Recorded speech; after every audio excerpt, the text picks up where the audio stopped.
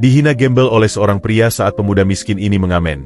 1 minggu kemudian pria itu datang lagi dan berkata begini hingga bikin pengamen syok. Ternyata,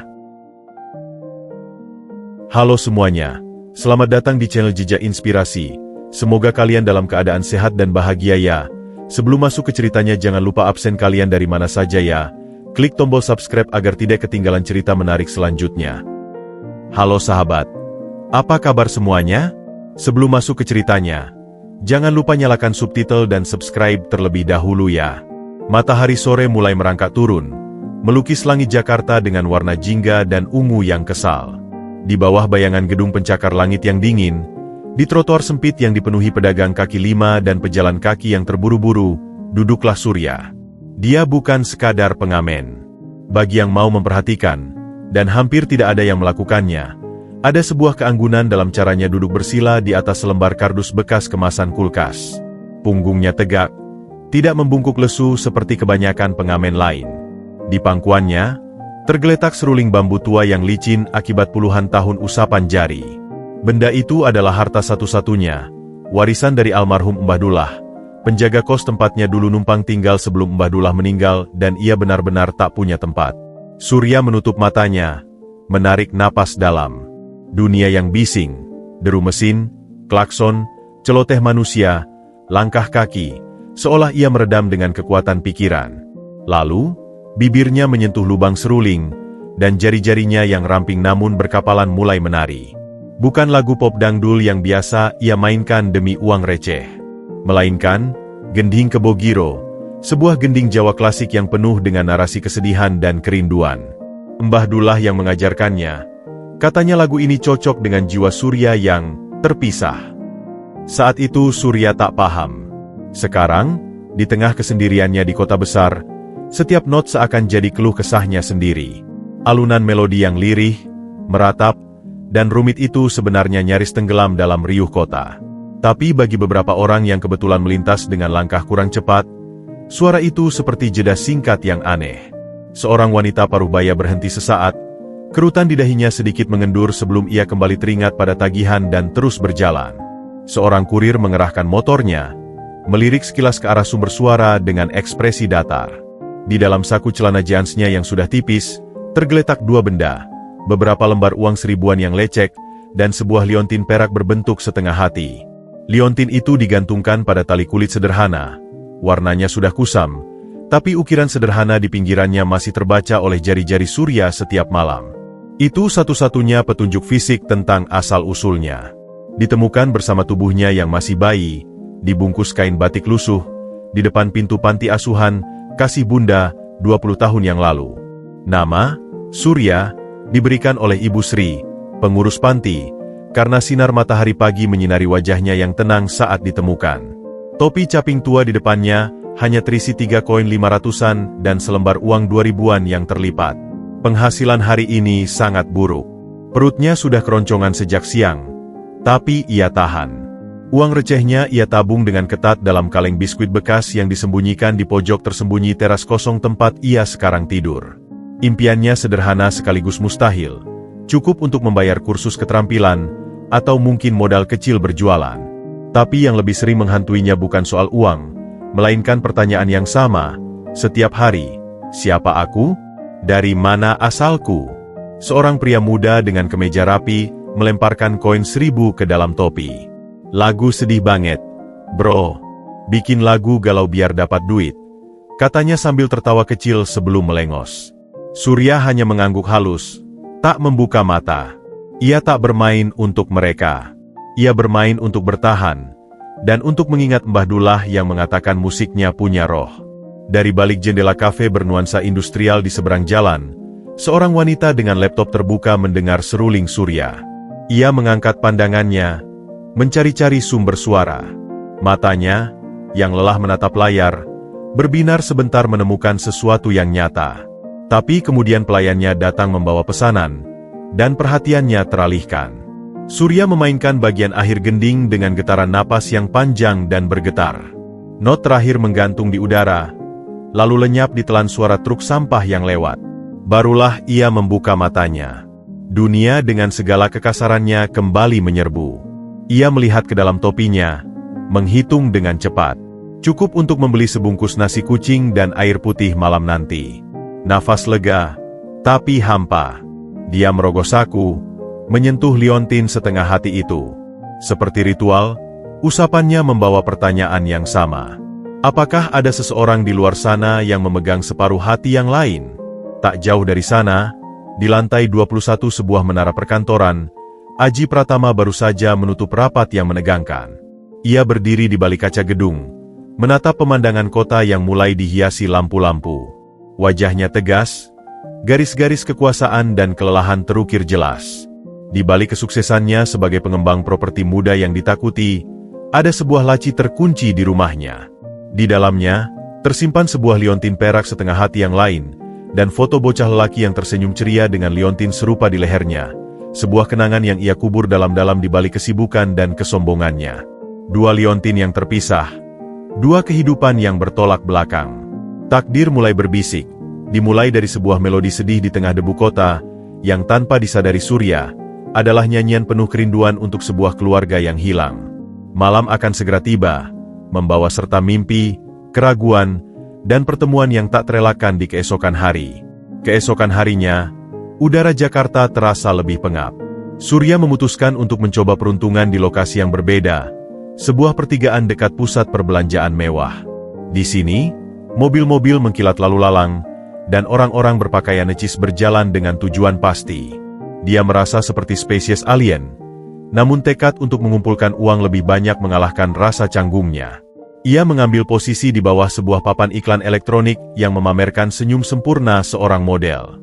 Dia mulai dengan gambang suling, lagu yang lebih ringan, berharap bisa menarik perhatian. Beberapa koin berhasil mendarat di topinya. Namun, konsentrasinya terusik oleh kekhawatiran. Malam tadi, ia mendengar kabar dari teman sesama pengamen bahwa ada operasi penertiban dari aparat. Ia harus waspada. Di saat yang hampir bersamaan, di sebuah menara baja dan kaca tidak jauh dari sana, Aji Pratama sedang berada dalam kondisi yang sangat buruk. Proyek meganya, sebuah kawasan hunian eksklusif di lahan yang masih dipersengketakan dengan warga, baru saja ditolak izinnya oleh seorang pejabat yang tiba-tiba berprinsip. Rapat darurat dengan tim hukumnya berakhir dengan kesimpulan suram. Mereka kalah tekanan politik. Aji merasa dipermalukan. Amarahnya, yang biasanya ia kendalikan dengan dingin, mendidih di permukaan. Kita butuh strategi baru, Pak Aji. Mungkin pendekatan yang lebih. Kata salah satu pengacaranya, berhati-hati. Lebih apa? Lebih lunak? Sela Aji dengan sengit, menatap dokumen di mejanya. Di bisnis ini, yang lunak akan terinjak. Siapkan mobil. Aku perlu keluar. Perjalanan dengan BMW hitamnya seperti pelampiasan. Sopirnya, Pak Heru, memegang kemudi dengan tegang, mengetahui betapa gelapnya mood bosnya.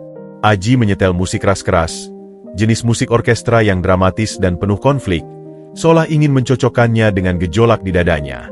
Berhenti di sana, perintah Aji tiba-tiba, melihat sebuah kios minuman dekat pertigaan. Aku butuh kopi hitam, kental. Saat Pak Heru mengantri di kios, Aji tetap di mobil. Jarinya mengetuk-ngetuk jendela dengan gugup. Matanya yang sedang memindai sekeliling tanpa fokus, tiba-tiba tertumbuk pada sosok Surya. Pada serulingnya. Pada ekspresi Surya yang terpekur dalam lagunya. Ada sesuatu yang membuatnya semakin kesal. Ketenangan itu. Di tengah kekacauan hari dan pikiran Aji, ketenangan si pengamen itu terasa seperti cemocan diam-diam. Bagaimana mungkin seseorang, dengan keadaan seperti itu, bisa terlihat begitu pasrah? Atau bukan pasrah, tapi semacam penerimaan yang membuat Aji, dengan segala kekuatannya, merasa justru lemah dan tidak berdaya. Amarah yang sudah mendidih kini menemukan sasaran yang konkret, yang dianggapnya lebih rendah. Dengan gerakan kasar, Aji membuka pintu mobilnya dan melangkah keluar. Jas Zegnanya yang abu-abu gelap langsung menarik perhatian. Langkahnya mantap, penuh wibawa yang dipaksakan, menuju Surya. Surya, yang merasakan kehadiran yang berbeda, membuka matanya. Ia melihat sepasang sepatu kulit mengilat yang berhenti tepat di depannya, lalu naik ke celana kain yang sempurna, dan akhirnya bertemu dengan wajah Aji yang dikerutkan dalam ekspresi jijik dan kemarahan. Hati Surya berdetak kencang. Ini bukan calon pemberi uang. Ini masalah. Berkelahi sama aspal, ya? Suara Aji pecah, lebih keras dari yang diperlukan, memotong melodi Surya di tengah jalan. Beberapa kepala menoleh. Minggir. Kau pikir trotoar ini panggungmu? Lihat sekeliling. Ini area bisnis, bukan tempat sampah musikal. Surya tercekat. Darahnya berdesir panas ke pipinya. Campuran malu dan sakit hati. Saya hanya mencari rezeki, Pak, katanya. Suaranya kecil namun berusaha tegar. Mencari rezeki. Aji mendecak, sinis. Dengan mengganggu ketenangan orang? Dengan memamerkan kemiskinanmu? Kau itu bukan pengamen. Kamu pengotor kota. Gembel.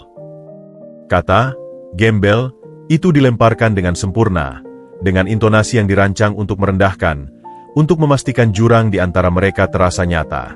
Tanpa berpikir panjang, didorong oleh amarah dan kebutuhan untuk menegaskan kekuasaannya atas sesuatu. Apa saja, hari ini, Aji membuka dompet kulitnya. Ia mengeluarkan selembar uang Rp50.000. Bukan untuk diberikan, tapi untuk dijadikan senjata penghinaan terakhir. Ambil ini, hardiknya, lalu melemparkan uang itu, bukan ke topi, bukan ke tangan Surya, tapi ke arah genangan air kotor bekas hujan semalam di pinggir jalan. Uang merah itu mendarat dengan suara basah, separuhnya terendam air keruh. Ambil uangmu dan hilang dari pandanganku. Kalau masih kulihat kau di sini besok, ku telepon Satpol PP. Dia berbalik, meninggalkan Surya yang terdiam membeku. Beberapa pasang mata dari kafe dan trotoar menatap dengan berbagai ekspresi. Ada yang iba, ada yang acuh, ada juga yang sekadar penasaran. Aji masuk kembali ke mobilnya, masih dengan wajah masam. Pergi, katanya pendek pada Pak Heru yang baru saja kembali dengan kopi. Wajahnya pucat menyaksikan adegan itu. Di dalam mobil yang mewah dan sunyi, setelah kemarahan awal mereda, sebuah rasa tidak enak yang samar mulai menggelitik nurani Aji. Tatapan si pengamen tadi, ada sebuah kejernihan di balik kesedihannya. Tatapan yang tiba-tiba mengingatkannya pada sebuah kenangan sangat lama, sangat kabur. Mata seorang anak kecil yang menatapnya dengan penuh kepercayaan. Tapi dia cepat-cepat menepisnya. Nonsense. Itu hanya pengemis yang pintar memainkan rasa iba. Sementara di luar, di tengah keramaian yang kembali berjalan seolah tak terjadi apa-apa, Surya perlahan bangkit. Lututnya terasa lemas. Dengan air mata yang dikerahkan mati-matian untuk tidak jatuh, ia berjalan mendekati genangan itu. Ia membungkuk, memungut uang Rp50.000 yang basah dan kotor. Dengan hati-hati, ia melapisinya dengan sapu tangan kain lusuh yang ia bawa, berusaha mengeringkannya. Rasa sakitnya bukan pada uang yang dilemparkan, atau kata-kata gembel, tapi pada pengakuan pahit bahwa di mata orang seperti pria itu, ia memang bukan apa-apa. Bahwa musiknya, ketenangannya, usahanya untuk tetap bermartabat, tidak ada nilainya sama sekali. Hinaan itu mengukir ulang keraguan yang selalu ia pendam. Apakah ia pantas mencari keluarganya? Atau jangan-jangan ia memang hanya sampah masyarakat yang seharusnya lenyap dari pandangan orang-orang terhormat? Dia mengemasi serulingnya, barang satu-satunya yang memberinya harga diri. Langkahnya gontai meninggalkan pertigaan itu, menjauh dari gemerlap pusat perbelanjaan, menuju daerah yang lebih gelap dan lebih sepi, di mana penghinaan mungkin tidak terlalu pedas, karena sudah dianggap biasa. Dua dunia telah bertabrakan dengan keras. Sebuah lembaran uang basah dan kotor menjadi simbol pertama dari benang takdir yang mulai terurai, menghubungkan masa lalu yang terlupakan dengan masa kini yang penuh luka, menuju sebuah pengakuan yang akan mengubah segalanya. Apartemen Aji di lantai paling atas salah satu menara eksklusif di Kuningan terasa seperti sangkar berlapis kaca dan baja. Dari panorama 360 derajatnya, seluruh Jakarta tampak tunduk di bawah kaki. Tapi malam itu, kemewahan itu terasa hampa. Keheningan hanya dipecah oleh desis lembut AC dan gemerincing es batu dalam gelas whisky kesayangannya. Aji duduk di sofa kulit hitam. Jasnya sudah dilepas, dasi terurai. Tatapannya kosong menatap kilau lampu kota di balik jendela tanpa bingkai. Selembar uang Rp50.000 yang masih baru dan kaku dari dompetnya tergeletak di meja marmer, sebuah pengingat diam-diam tentang tindakannya sore tadi. Ia mencoba membenamkan diri dalam laporan keuangan digital di tabletnya, tapi angkanya hanya berkedip-kedip tanpa arti. Yang terus muncul justru adalah tatapan itu. Tatapan si pengamen muda tadi. Bukan ketakutan yang ia lihat, itu yang biasa. Bukan pula kemarahan atau kebencian, melainkan sebuah kejernihan yang terluka. Tatapan yang, setelah amarahnya mereda, terasa menusuk dan asing.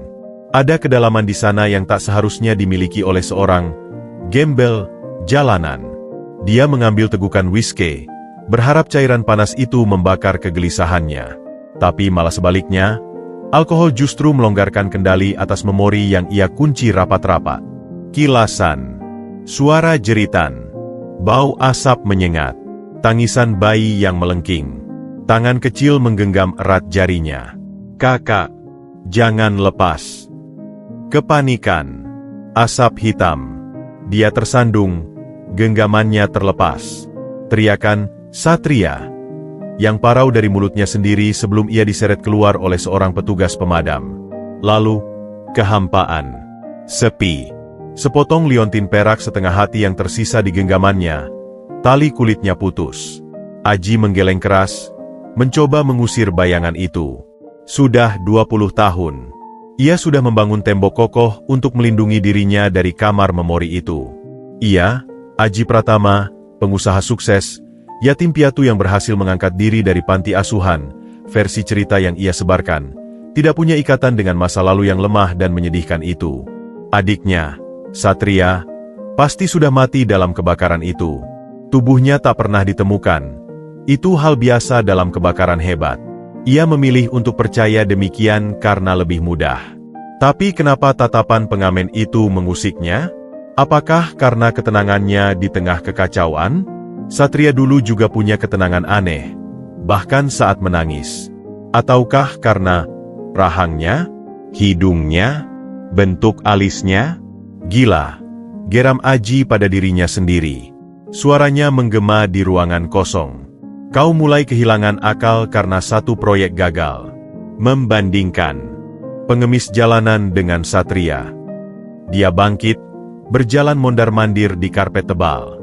Logikanya berperang dengan nalurinya yang tiba-tiba ngotot. Untuk mengalihkan pikiran, dan mungkin untuk mengubur rasa bersalah yang mulai mengendap, ia membuka laptopnya dan fokus pada masalah lain. Proyek penggusuran di daerah kumuh dekat bantaran kali. Proyek ini adalah rencana besarnya berikutnya. Sebuah kawasan, terpadu dan modern, akan dibangun di atas permukiman kumuh itu. Segala dokumen sudah ia urus. Persuasif, finansial sudah ia berikan pada beberapa pihak. Tinggal eksekusi. Rencana ini brutal, tapi bisnis properti di kota ini memang medan perang. Sentimen? Itu untuk orang yang kalah. Dengan mata yang kembali fokus dan dingin, ia meneliti peta lokasi. Daerahnya padat, sulit. Butuh pendekatan tegas. Warga pasti akan melawan. Tapi itu bukan masalah baru. Tim pengamanan dan hukumnya sudah terlatih. Dalam pikirannya, proyek ini akan menjadi pelampiasan ambisi sekaligus pembuktian bahwa ia masih berkuasa setelah kegagalan proyek sebelumnya. Namun, di sudut hatinya yang paling gelap, ada motivasi lain yang bahkan ia sendiri tak sepenuhnya akui. Dengan mengubah lanskap kota, dengan menghancurkan dan membangun kembali, ia seolah bisa mengubur semua sisa-sisa masa lalu, termasuk bayangan adiknya yang hilang dan rasa bersalah karena melepaskan genggaman itu. Jika seluruh kota berubah, mungkin kenangannya juga bisa ikut terhapus. Keesokan paginya, Aji sudah kembali menjadi sosok yang dingin dan terukur. Rapat dengan tim intinya berlangsung intens. Lokasinya strategis, tapi penghuninya keras kepala. Pak, lapor manajer operasional. Tawarkan ganti rugi standar. Jika tidak mau, lanjutkan proses hukum. Kita sudah dapat lampu hijau dari pihak berwenang, kata Aji tanpa ekspresi. Saya ingin groundbreaking paling lambat 2 bulan lagi. Beberapa LSM mungkin akan ikut campur. Tangani. Gunakan media. Frame mereka sebagai penghambat pembangunan kota, potong Aji. Di matanya, ini cuma permainan catur lagi. Tapi, saat rapat usai dan ia sendirian, pandangannya tertuju pada sebuah laporan kecil yang tidak sengaja terbawa. Sebuah artikel tentang anak-anak jalanan dan hilangnya identitas. Jarinya mengetuk-ngetuk meja. Ia membuka laci terkunci di mejanya. Hanya ia yang punya kuncinya. Di dalamnya, terbaring sebuah kotak kayu kecil. Dengan hati-hati, hampir seperti takut, ia membukanya. Di dalam, di atas bludru merah yang sudah kusam, terbaring sebuah liontin perak setengah hati. Persis seperti yang dikenakan Surya, tapi lebih terawat. Dan sebuah foto lama yang sudah menguning. Foto seorang anak lelaki berusia sekitar 5 tahun dengan senyum lebar, digendong oleh kakak laki-lakinya yang berusia 15 tahun, wajah muda Aji yang masih lugu dan penuh kasih. Si anak kecil itu jelas-jelas mengenakan liontin tersebut. Aji memegang liontin itu, dinginnya terasa menusuk. "Di mana kau sekarang, Satria?" bisiknya, suaranya hampir tak terdengar. Lalu, seperti tersetrum, ia meletakkan liontin itu kembali dan mengunci laci dengan keras. Itu sudah selesai. Aku punya kota untuk dibangun." Dia memutuskan untuk turun langsung ke lokasi proyek penggusuran besok. Ia perlu melihat medan, perlu merasakan kemenangan yang akan datang. Ia tidak tahu, atau mungkin menolak tahu, bahwa daerah kumuh yang akan ia gusur itu adalah tempat Surya dan beberapa pengamen lain mencari perlindungan malam hari, di sebuah teras kosong milik Mbah Kromo, penjaga pos ronda tua yang baik hati. Dendam Aji terhadap ketidakberdayaan masa lalunya telah berubah menjadi ambisi membabi buta. Kenangan samar tentang seorang adik telah ia kubur di bawah tumpukan blueprint dan laporan keuangan. Sementara itu, di bawah kolong jembatan dan di teras rumah tua, Surya, dengan liontin setengah hati yang lain di lehernya, terus bermimpi dan bertanya-tanya tentang asal-usulnya, tak menyadari bahwa angin perubahan yang kejam, yang dipimpin oleh satu-satunya keluarga darahnya, akan segera menerjang tempat persinggahannya yang terakhir. Tabrakan kedua mereka, di medan yang berbeda, tak terelakkan lagi. Bau keringat, asap kayu bakar, dan aroma sayur sop sederhana berbaur di udara lembab permukiman padat di bantaran kali. Inilah rumah Surya sekarang, sebuah teras sempit di depan rumah panggung kayu milik Mbah Kromo. Atapnya bocor di beberapa tempat, tapi di sini, setidaknya, ada rasa aman dan secangkir teh hangat yang tak pernah ditolak. Setelah insiden dengan Aji, Surya memilih untuk menjauh dari pusat keramaian. Daerah ini lebih keras, lebih miskin, tapi orang-orangnya punya solidaritas yang tak ditemukannya di trotoar mall. Di sini, dia mengamen di warung-warung atau saat ada hajatan warga. Uangnya tak banyak, tapi cukup untuk menyumbang pada Mbah Kromo dan menyisihkan sedikit untuk kaleng biskuit impiannya. Malam itu, setelah seharian mencari sesuap nasi, Surya duduk di bangku bambu di teras, membersihkan serulingnya dengan kain lembut. Mbah Kromo, lelaki tua berusia 70-an dengan kulit keriput seperti peta kehidupan, sedang merokok kretek sambil memandangi bulan yang samar-samar tertutup asap. "Lagu tadi sore, yang di warung kopi Ijah, sedih sekali, Sur," gumam Mbah Kromo, suaranya serak. "Kok kayak orang nyari-nyari sesuatu yang hilang?" Surya tersenyum tipis. "Nggak tahu, Mbah. Rasanya memang dari sananya begitu." Mbah Kromo mengangguk-angguk. Matanya yang sipit menatap Surya lebih teliti. "Kamu dari kecil di panti ya?" "Iya, Mbah. Dari bayi." "Orang tuanya nggak ada jejak sama sekali?" Surya menghela napas. Dia sudah sering mendapat pertanyaan ini. Biasanya dia geleng saja. Tapi malam ini, mungkin karena kelelahan atau perasaan hampa setelah dihina, ia merasa perlu berbagi. Dengan hati-hati, ia mengeluarkan liontin setengah hati dari balik bajunya.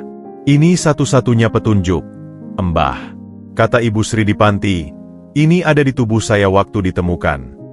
Mbah Kromo menyandarkan tubuhnya. Matanya, yang tadi redup, tiba-tiba berbinar tajam. "Coba Mbah lihat."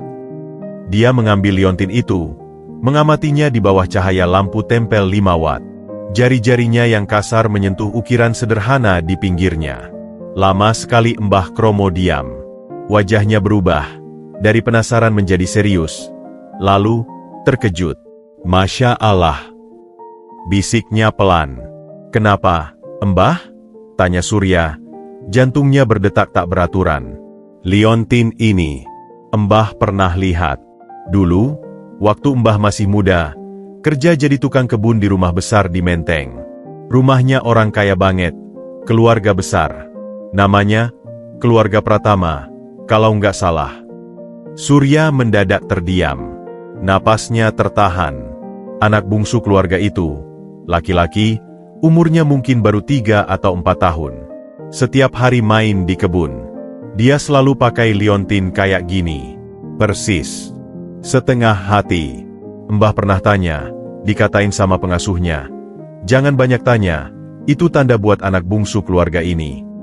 Mbah ingat karena unik. Lalu kenapa saya bisa memilikinya? Suara Surya bergetar. Mbah Kromo menghela napas panjang, memandang Surya dengan tatapan penuh belas kasih. "Ada musibah, Nak. Rumah itu kebakaran hebat. Mbah ingat, itu malam minggu, banyak orang panik. Kabarnya, ada yang meninggal, ada yang hilang. Tak lama setelah itu, keluarga itu seperti menghilang dari Menteng. Mbah dengar mereka pindah, mungkin ke luar negeri, atau ke daerah lain. Tapi tentang anak bungsunya, ada yang bilang ikut terbakar, ada yang bilang hilang." Darah Surya seolah membeku. Kebakaran. Anak bungsu. Hilang, setiap kata seperti palu godam menghantamnya. Nama anak bungsu itu apa, Mbah? Mbah Kromo mengerutkan kening, mencoba mengais memori. Puluhan tahun lalu. Nggak ingat persis. Tapi ada A-nya. Sastra? Satria? Iya, kayaknya Satria. Namanya Satria. Satria, nama itu mengambang di udara, terasa asing sekaligus menggetarkan jiwa. Dan keluarga itu? Pratama? Tanya Surya lagi. Ingatannya tiba-tiba menyorot sosok pria dengan jas mahal dan wajah angkuh. Aji Pratama, nama yang terukir di papan perusahaan besar yang sering ia lihat di baliho. Iya, bapaknya konglomerat waktu itu. Punya banyak usaha. Mbah Kromo memandang Surya dengan mata berkaca-kaca. "Nak, jangan-jangan kamu?" Surya menggenggam liontinnya erat-erat. Potongan teka-teki mulai membentuk gambar. Tapi gambar itu terlalu luar biasa, terlalu mustahil. "Tapi Mbah, kalau saya anak keluarga kaya, kenapa saya bisa di panti? Kenapa tidak dicari?" Mbah Kromo menggeleng pelan. "Mbah nggak tahu. Mungkin mereka kira kamu sudah mati. Atau..." Dia berhenti, ragu. Atau ada hal lain. Kebakaran waktu itu rumornya aneh-aneh. Tapi yang pasti, liontin ini bukan barang sembarangan. Ini barang tanda. Malam itu, Surya tak bisa tidur. Pikirannya dipenuhi oleh nama Pratama, Satria, dan bayangan kebakaran. Ia juga teringat pada wajah Aji Pratama, pria yang menghinanya. Apakah ada hubungan? Tidak mungkin. Itu hanya kebetulan. Dunia tak sekecil itu. Keesokan harinya, dengan semangat baru yang dipicu oleh petunjuk dari Mbah Kromo, Surya memutuskan untuk melakukan penyelidikan kecil-kecilan. Ia pergi ke perpustakaan umum daerah, tempat yang asing baginya. Dengan bantuan seorang pustakawan muda yang baik hati, ia menemukan ruang arsip koran lama. Dia menghabiskan berjam-jam membalik halaman mikrofilm yang berdebu. Matanya perih menatap tulisan-tulisan kecil. Akhirnya, di edisi sebuah koran nasional sekitar 20 tahun lalu, ia menemukannya. Kebakaran misterius landa rumah konglomerat Pratama di Menteng. 1 tewas, 1 anak hilang. Tangannya gemetar saat membaca artikel itu. Disebutkan, korban tewas adalah seorang pelayan. Anak bungsu keluarga, Satria Pratama, 4, dinyatakan hilang dalam kebakaran dan diduga tidak selamat. Keluarga yang berduka memilih untuk menutup diri dari media. Dan di sana, di pojok artikel, terdapat foto keluarga Pratama yang sedang menghadiri suatu acara sebelum musibah. Sang ayah dengan wajah tegas, ibu yang cantik dan anggun, seorang remaja laki-laki yang tampan dengan senyum kekurangan, wajah yang masih muda tapi sudah bisa dikenali, Aji Pratama. Dan di pangkuan sang ibu, seorang anak lelaki kecil tersenyum ceria, memakai baju rapi, dan di lehernya, tampak samar-samar sebuah liontin. Surya menatap foto anak kecil itu. Matanya, senyumnya. Dia berdiri, mengambil kaca kecil dari tasnya, dan melihat wajahnya sendiri. Mirip. Sangat mirip. Terutama bagian mata dan bentuk alis. Dunia seolah berputar. Nafasnya tersengal. Pria angkuh yang melempar uang ke genangan, yang memanggilnya gembel, adalah kakaknya? Itu mustahil. Itu terlalu kejam untuk jadi kenyataan. Tapi bukti-bukti mulai bertumpuk. Liontin, kebakaran, nama Pratama, kemiripan wajah. Dan yang paling mengerikan, artikel itu juga menyebutkan bahwa keluarga Pratama memiliki bisnis properti yang besar. Surya teringat pada obrolan warga di permukiman. Mereka sering membicarakan ancaman penggusuran oleh sebuah perusahaan besar, Pratama Group. Mereka takut, marah. Mbah Kromo bahkan bilang, surat peringatan sudah mulai datang. Sebuah koneksi yang mengerikan terbentuk dalam benak Surya. Bukan hanya ia mungkin adalah adik kandung pria yang menghinanya, tapi pria itu juga berencana untuk menghancurkan satu-satunya rumah yang ia miliki sekarang. Dengan hati yang berat dan pikiran yang kacau balau, Surya meninggalkan perpustakaan. Ia harus mencari tahu kebenaran ini. Tetapi bagaimana? Mendatangi Aji Pratama langsung dan berkata, "Apa Anda kakak saya?" Setelah perlakuan Aji padanya, itu seperti bunuh diri. Dia kembali ke teras Mbah Kromo dengan wajah pucat. "Mbah," katanya, suaranya lirih namun penuh tekad. "Saya harus tahu yang sebenarnya. Dan saya harus menghentikan penggusuran ini."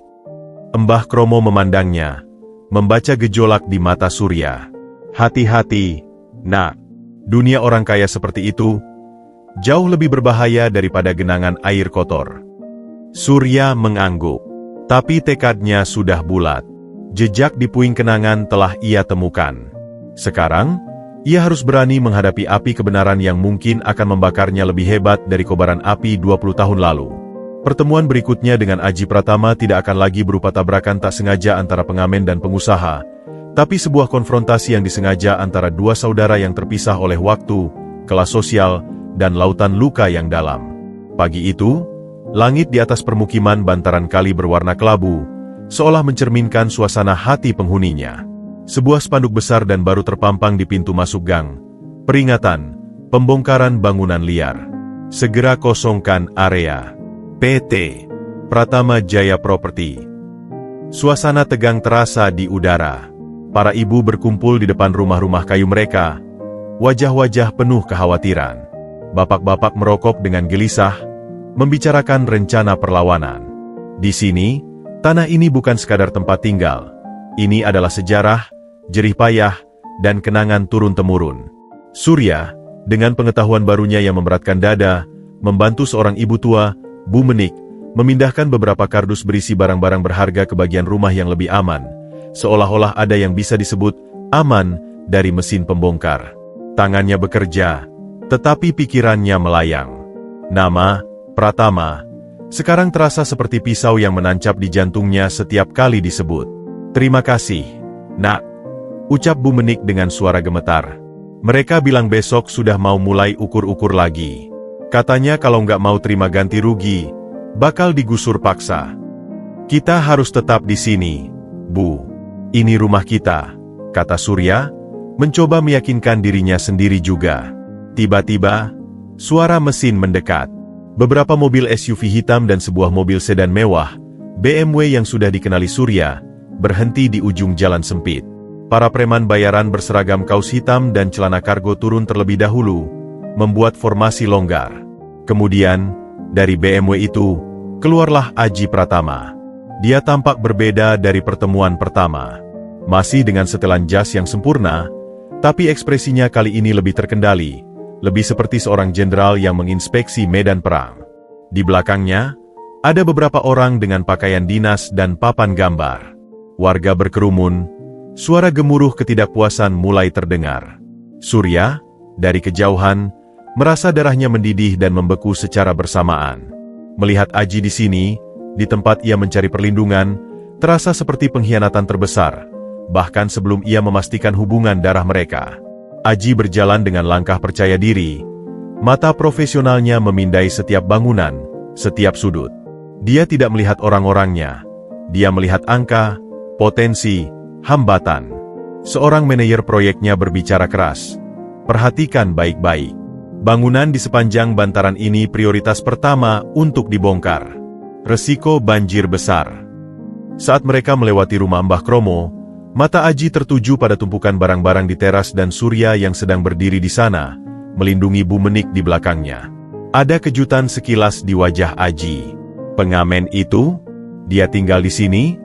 Pikiran itu lewat cepat, diikuti oleh sedikit iritasi. Dunia memang kecil. Surya menatapnya langsung. Kali ini, tidak ada ketakutan. Yang ada adalah tantangan, dan sebuah pertanyaan besar yang membara di matanya. Aji merasa tatapan itu berhenti. Para pengawalnya juga berhenti. Waspada. Kau lagi, ucap Aji. Suaranya datar, tidak lagi berteriak tetapi masih penuh dengan nada superioritas. Rupanya kau tidak hanya mengotori trotoar, tapi juga tinggal di permukiman liar yang mengotori bantaran kali. Beberapa warga mendekat, mendengar perkataan itu. Mbah Kromo maju ke depan. Ini bukan permukiman liar, Tuan. Kami punya surat-surat, meski memang bukan sertifikat. Kakek nenek kami sudah di sini sebelum Jakarta sebesar ini. Aji mengabaikan Mbah Kromo, matanya masih tertuju pada Surya. Ada sesuatu dalam tatapan Surya yang mengganggunya lagi, lebih dari sekadar tantangan. Ada semacam pengenalan. Tidak mungkin. Surat-surat tidak resmi tidak berlaku di mata hukum, kata Aji dingin, lebih kepada warga secara umum. Perusahaan kami telah mengantongi izin pembebasan lahan. Kami menawarkan ganti rugi yang wajar. Manfaatkan itu. Kalau tidak, ia jeda, memandang sekeliling.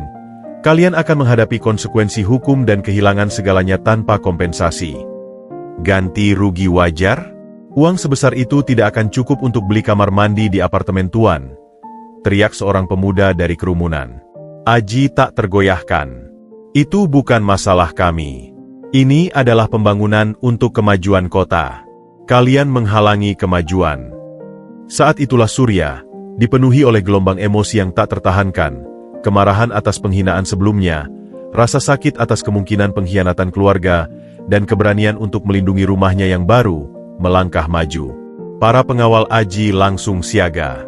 Kemajuan untuk siapa, Pak Aji? Tanya Surya, suaranya jelas, menggema di kesunyian yang tiba-tiba terjadi. Semua orang terkejut, termasuk Aji, karena Surya menyebut namanya. Aji menyipitkan matanya. Kau tahu nama saya? Semua orang di sini tahu nama penggusur mereka, balas Surya, menghindari pertanyaan sebenarnya. Kemajuan untuk orang seperti Anda yang akan membangun apartemen mewah di atas penderitaan kami? Atau kemajuan untuk keluarga yang kehilangan tempat tinggal, untuk anak-anak yang harus putus sekolah karena pindah ke tempat yang lebih jauh dan lebih mahal? Aji terkesiap. Pengamen ini bukan hanya berani, tapi juga pandai bicara. Itu membuatnya semakin kesal. Jangan bicara tinggi-tinggi soal penderitaan. Kalian tinggal di daerah kumuh, ilegal, rawan banjir dan penyakit. Kami menawarkan solusi dan kompensasi. Solusi yang Anda tawarkan adalah pemusnahan, bukan solusi, seru Surya, suaranya mulai bergetar. Dan apakah semua cara Anda halal? Apakah semua izin itu didapat dengan bersih? Dia tidak bermaksud menuding, tapi pertanyaan itu meluncur begitu saja, didorong oleh kecurigaannya terhadap segala sesuatu yang berbau Pratama. Wajah Aji berubah merah. Itu adalah serangan yang terlalu dekat dengan kebenaran beberapa manuver bisnisnya. Hati-hati dengan ucapanmu, anak muda. Kau bisa berurusan dengan tuduhan fitnah. Ketegangan memuncak. Para pengawal Aji melangkah lebih dekat. Warga juga bergerak maju, membentuk barisan di belakang Surya dan Mbah Kromo. Aji memandang Surya, dan untuk pertama kalinya, ia benar-benar melihatnya. Kerutan di dahi saat marah, bentuk bibir yang mencibir, ada sesuatu yang sangat familiar. Kenangan samar tentang adiknya yang sering cemberut saat dilarang main di kebun tiba-tiba menyerangnya. Ia mengusirnya dengan paksa. Urus ini, bisik Aji pada manajer proyeknya. Saya tidak mau ada delay. Lalu, dengan tatapan terakhir yang penuh amarah dan sesuatu yang mirip kebingungan pada Surya, ia berbalik dan kembali ke mobilnya. Surya berdiri tegak, melihat mobil itu pergi. Dadanya naik turun oleh emosi. Dia hampir saja berteriak, "Apakah kau kakakku?"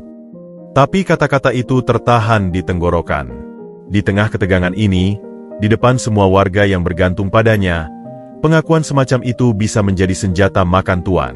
Ia belum punya bukti yang cukup kuat, selain liontin dan foto lama. Bagus, Sur, tepuk seorang warga. Kamu berani menghadapi dia. Tapi Surya tidak merasa menang. Ia merasa hancur. Konfrontasi ini memperkuat kecurigaannya. Reaksi Aji, kemarahannya yang berlebihan, dan kilasan kebingungan di matanya, itu semua mengarah pada sesuatu. Malam harinya, di teras Mbah Kromo, Surya berbagi keraguannya.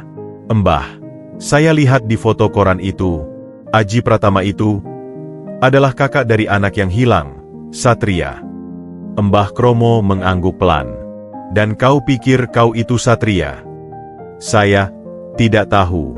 Tapi semua cocok. Dan sekarang, dia mau menggusur kita. Kalau benar dia kakak saya, itu berarti Surya tak sanggup melanjutkan. Itu berarti kakaknya sendiri adalah orang yang menghinanya dan ingin membuatnya tunawisma. Nasib memang suka main-main, Nak, desis Mbah Kromo. Tapi hati-hati, orang seperti dia, kalau sampai tahu kau mungkin adiknya yang kembali dari kematian, reaksinya belum tentu baik. Bisa jadi dia malah mau menghapusmu, demi warisan, demi nama keluarga, demi apa saja. Atau, bisa juga dia memang tidak tahu dan akan terkejut. Surya memandang liontin di tangannya. Saya harus memastikan. Saya harus menemui dia lagi. Tapi tidak seperti tadi. Saya harus bicara dari hati ke hati. Dan kau kira dia akan mendengarkan? Tanya Mbah Kromo skeptis. Saya harus mencoba. Untuk saya, dan untuk kita semua di sini.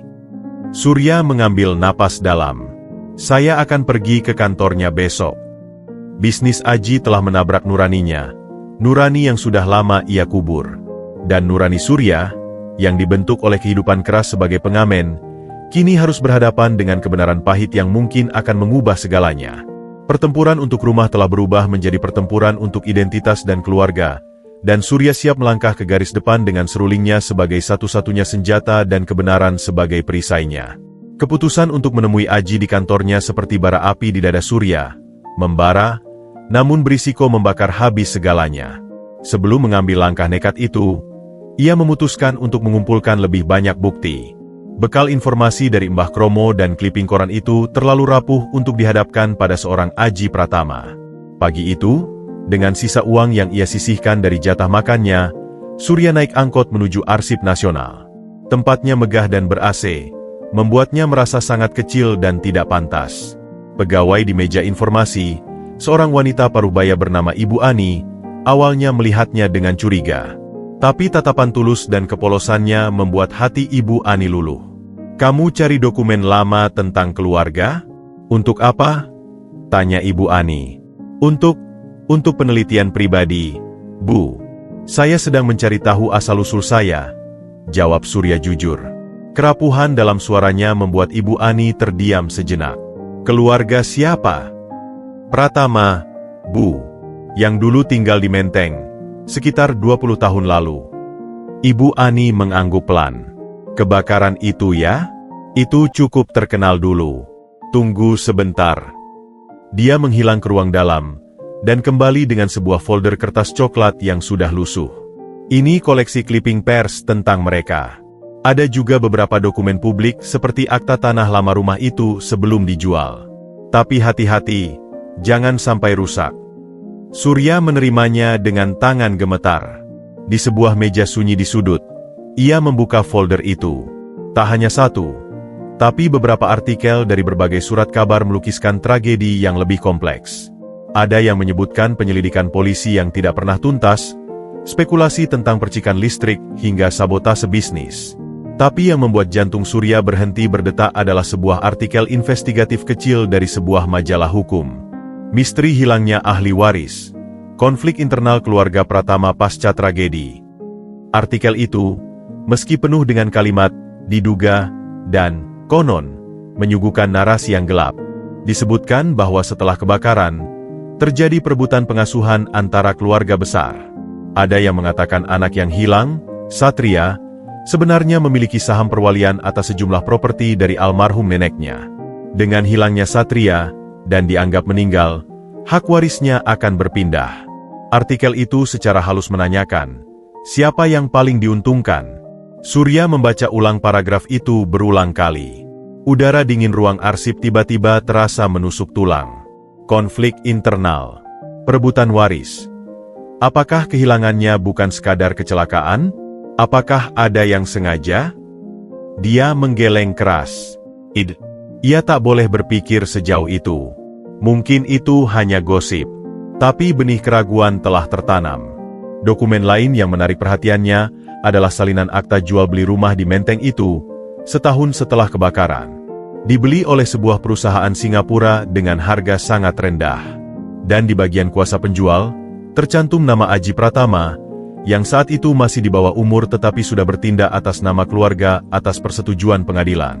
Prosesnya terlihat cepat dan efisien. Kemudian, di bagian paling bawah folder, terselip sebuah foto yang tidak dipublikasikan secara luas. Foto keluarga lengkap di depan rumah Natal. Ayah, ibu, Aji yang remaja, dan seorang anak kecil yang duduk di tangga. Wajahnya tertunduk, memegang mainan. Meski wajahnya tak terlihat jelas, postur tubuh dan rambutnya mirip dengan dirinya di foto-foto panti asuhan. Dan di leher anak kecil itu, kilau liontin perak tertangkap kamera. Surya mengeluarkan liontinnya, membandingkan dengan foto. Bentuknya sama persis. Tangannya berkeringat dingin. Informasi ini terlalu besar, terlalu berat.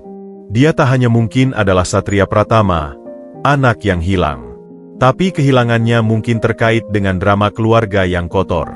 Dan orang yang sekarang berkuasa, yang menggusur rumahnya, yang menghinanya, adalah kakak kandungnya sendiri, yang mungkin adalah pihak yang paling diuntungkan dari kepergiannya.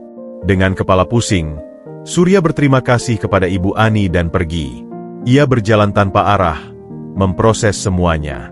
Instingnya sebagai anak jalanan yang harus selalu waspada berteriak, berhati-hatilah. Jika Aji memang terlibat dalam konspirasi kejahatan keluarga, mendatanginya begitu saja berarti bunuh diri. Tapi, di sisi lain, ada bagian dari dirinya yang kecil dan selalu merindukan keluarga, yang ingin percaya pada kebaikan. Mungkin Aji tidak tahu. Mungkin Aji juga korban. Mungkin semua ini hanya kebetulan yang mengerikan. Ia tiba-tiba teringat pada seseorang, Mbak Wulan, jurnalis muda yang pernah mewawancarai anak-anak jalanan untuk tulisannya setahun lalu. Mereka sempat bertukar nomor. Surya mencari-cari di dalam tas plastiknya, menemukan selembar kertas usang dengan nomor telepon. Dengan jantung berdebar, ia menelepon dari warteg langganannya. Syukurlah Mbak Wulan masih ingat padanya. Sur? Dari mana kamu dapat informasi ini? Tanya Mbak Wulan setelah mendengar ringkasan singkat Surya, tanpa menyebut liontin dan kecurigaannya yang paling dalam. Saya riset kecil-kecilan, Mbak. Kebetulan saya tertarik dengan kasus itu. Kebetulan yang aneh, gumam Mbak Wulan, seorang jurnalis yang cerdas. Tapi kebetulan kamu menyentuh sesuatu yang besar. Pratama Group itu raksasa, Sur. Mereka punya banyak pengacara dan tangan panjang. Dulu, kasus kebakaran dan anak hilang itu ditutup rapat. Ada tekanan. Beberapa rekan saya yang mencoba menyelidiki selalu mentok atau dipindahkan tugaskan. Itu artinya ada yang disembunyikan, tanya Surya. Bisa jadi. Atau, bisa juga karena keluarga itu memang sangat tertutup dan punya power untuk melindungi privasi mereka. Tapi, dia berhenti sejenak. Ada satu nama yang mungkin bisa membantu. Bli Bagus. Dia dulu adalah sopir keluarga Pratama. Setelah kejadian itu, dia keluar dan sekarang punya bengkel kecil di daerah Palmerah. Konon katanya dia yang membawa Aji kecil keluar dari kebakaran itu. Dia mungkin tahu sesuatu. Itulah petunjuk yang Surya butuhkan. Dengan sisa keberaniannya, ia menuju Palmerah. Bengkel, Bagus Jaya, tidak besar, dipenuhi bau oli dan suara mesin. Bli Bagus adalah lelaki berusia 50-an dengan badan kekar dan tatapan waspada. Saat Surya menyebut nama Pratama, tatapannya langsung berubah. Maaf, saya tidak bisa bantu. Saya sudah lupa. Tapi saat Surya, dengan putus asa, mengeluarkan liontin setengah hatinya dan berkata, Saya hanya ingin tahu apakah Anda pernah melihat liontin ini dulu pada seseorang. Wajah Beli Bagus berubah pucat. Dia menarik Surya ke bagian belakang bengkel yang sepi. Kamu dapat ini dari mana? Suaranya berbisik, penuh ketakutan. Saya memilikinya sejak bayi. Saya ditemukan di depan panti asuhan dengan liontin ini. Beli Bagus memandanginya lama. Matanya berkaca-kaca. Demi Tuhan itu liontinnya Mas Satria. Anak bungsu itu. Dia selalu pakai. Dia memegang bahu Surya. Kamu mirip sekali dengan ibumu. Terutama matanya. Getaran mengaliri tubuh Surya. Ini konfirmasi dari saksi mata. Beli, tolong, apa yang sebenarnya terjadi malam itu? Beli Bagus menggeleng. Ketakutan nyata di matanya. Aku tidak bisa bicara banyak. Itu malam yang kacau. Aku disuruh menjemput Nyonya dari acara. Saat kembali, rumah sudah jadi lautan api. Aku lihat Mas Aji berteriak-teriak di depan rumah, dipegangi orang. Dia teriak, "Satria!" Tapi, ada sesuatu yang tidak beres. Apa? Beberapa menit sebelumnya, sebelum api besar, aku lihat seorang pria tak dikenal buru-buru keluar dari samping rumah. Aku pikir tamu. Tapi setelah kejadian, aku dengar desas-desus tentang surat wasiat dan ahli waris. Lalu, keluarga mendadak menutup semua investigasi dan memaksa kami, para pembantu, untuk mengundurkan diri dengan imbalan besar dan ancaman. Aku takut, Nak. Aku masih punya keluarga. Tapi Mas Satria, dia bagaimana? Tidak ada yang tahu. Ada yang bilang dia ada di dalam. Tapi jenazah anak kecil tak pernah ditemukan secara resmi. Mereka bilang habis terbakar. Tapi, Beli Bagus menatap Surya dalam-dalam. Kalau kamu benar-benar dia, maka ada kebenaran besar yang disembunyikan. Dan kamu dalam bahaya. Jangan percaya sembarang orang, terutama dari keluarga itu. Nasihat itu menggema di telinga Surya sepanjang perjalanan pulang. Ia kini memiliki konfirmasi, liontinnya asli, ia mirip dengan ibunya, dan ada sesuatu yang gelap dalam kecelakaan itu. Aji Pratama tidak lagi sekadar kakak yang mungkin tidak tahu. Dia adalah bagian dari keluarga yang menutupi sesuatu, dan mungkin memiliki motif untuk memastikan Satria tetap hilang. Investigasi sederhana Surya telah membawanya ke lubang kelinci yang dalam dan gelap. Sekarang, dia punya pilihan, melarikan diri dan melupakan segalanya, atau menghadapi risiko yang jauh lebih besar dengan mengkonfrontasi Aji, bukan sebagai pengamen yang dihina, tetapi sebagai Satria Pratama, ahli waris yang kembali dari kematian, membawa serta kebenaran yang bisa mengguncang kerajaan bisnis kakaknya. Keputusan itu harus diambil, karena suara buldozer di permukimannya sudah semakin keras terdengar. Pikiran Surya kacau balau sepanjang perjalanan pulang dari Palmerah. Kata-kata Beli Bagus bergema seperti lonceng kematian, kamu dalam bahaya. Jangan percaya sembarang orang, terutama dari keluarga itu. Tapi di sisi lain, ada desakan kuat dari hati kecilnya yang terluka. Dia butuh jawaban. Dia butuh konfrontasi. Lari dan bersembunyi bukan lagi pilihan ketika tanah di bawah kakinya pun hendak diambil. Esok paginya, dengan tekad yang mengeras bagai baja namun diselimuti keraguan, Surya bersiap. Ia memakai baju terbaiknya, sebuah kemeja lengan panjang bekas pemberian yang sudah pudar warnanya, tapi masih rapi. Ia menyembunyikan liontinnya di balik kemeja, dan melipat rapi bukti-bukti yang ia kumpulkan. Foto keluarga dari arsip, salinan artikel koran, dan catatan kecil berisi nama Beli Bagus dan ucapannya. Semua dimasukkan ke dalam sebuah map plastik usang. Sebelum berangkat, Mbah Kromo memegang lengannya. Nak, jika kau merasa ada yang tidak beres, kabur. Nyawamu lebih berharga. Surya mengangguk, menelan ludah. Saya harus mencoba, Mbah. Untuk semua. Gedung Pratama Group menjulang seperti istana kaca dan logam di kawasan Sudirman, memantulkan cahaya matahari dengan angkuh. Surya merasa sangat kecil saat berdiri di depan pintu putar yang megah. Para karyawan lalu lalang dengan pakaian necis, membawa laptop dan segelas kopi mahal. Bau kesuksesan dan uang terasa menyengat. Dengan napas terengah, ia menghampiri resepsionis di lobi marmer yang luas. Wanita cantik dengan riasan sempurna itu menatapnya dengan ekspresi datar, hampir tanpa emosi. "Izin bertemu dengan Bapak Aji Pratama," ucap Surya, berusaha terdengar percaya diri. "Ada janji?" tanya resepsionis. Matanya menyapu penampilan Surya dari ujung kepala hingga kaki. "Tidak. Tapi ini penting sekali. Sangat pribadi dan mendesak." Resepsionis tersenyum tipis. Senyum yang tak sampai ke mata. "Maaf, Bapak Aji sangat sibuk. Beliau hanya bisa bertemu dengan yang ada janji. Anda bisa meninggalkan pesan." Ini adalah tembok pertama. Surya menarik napas. "Tolong, ini tentang keluarganya. Tentang masa lalu." Ekspresi resepsionis berubah sedikit, lebih waspada. Dia menekan intercom dan berbisik pelan.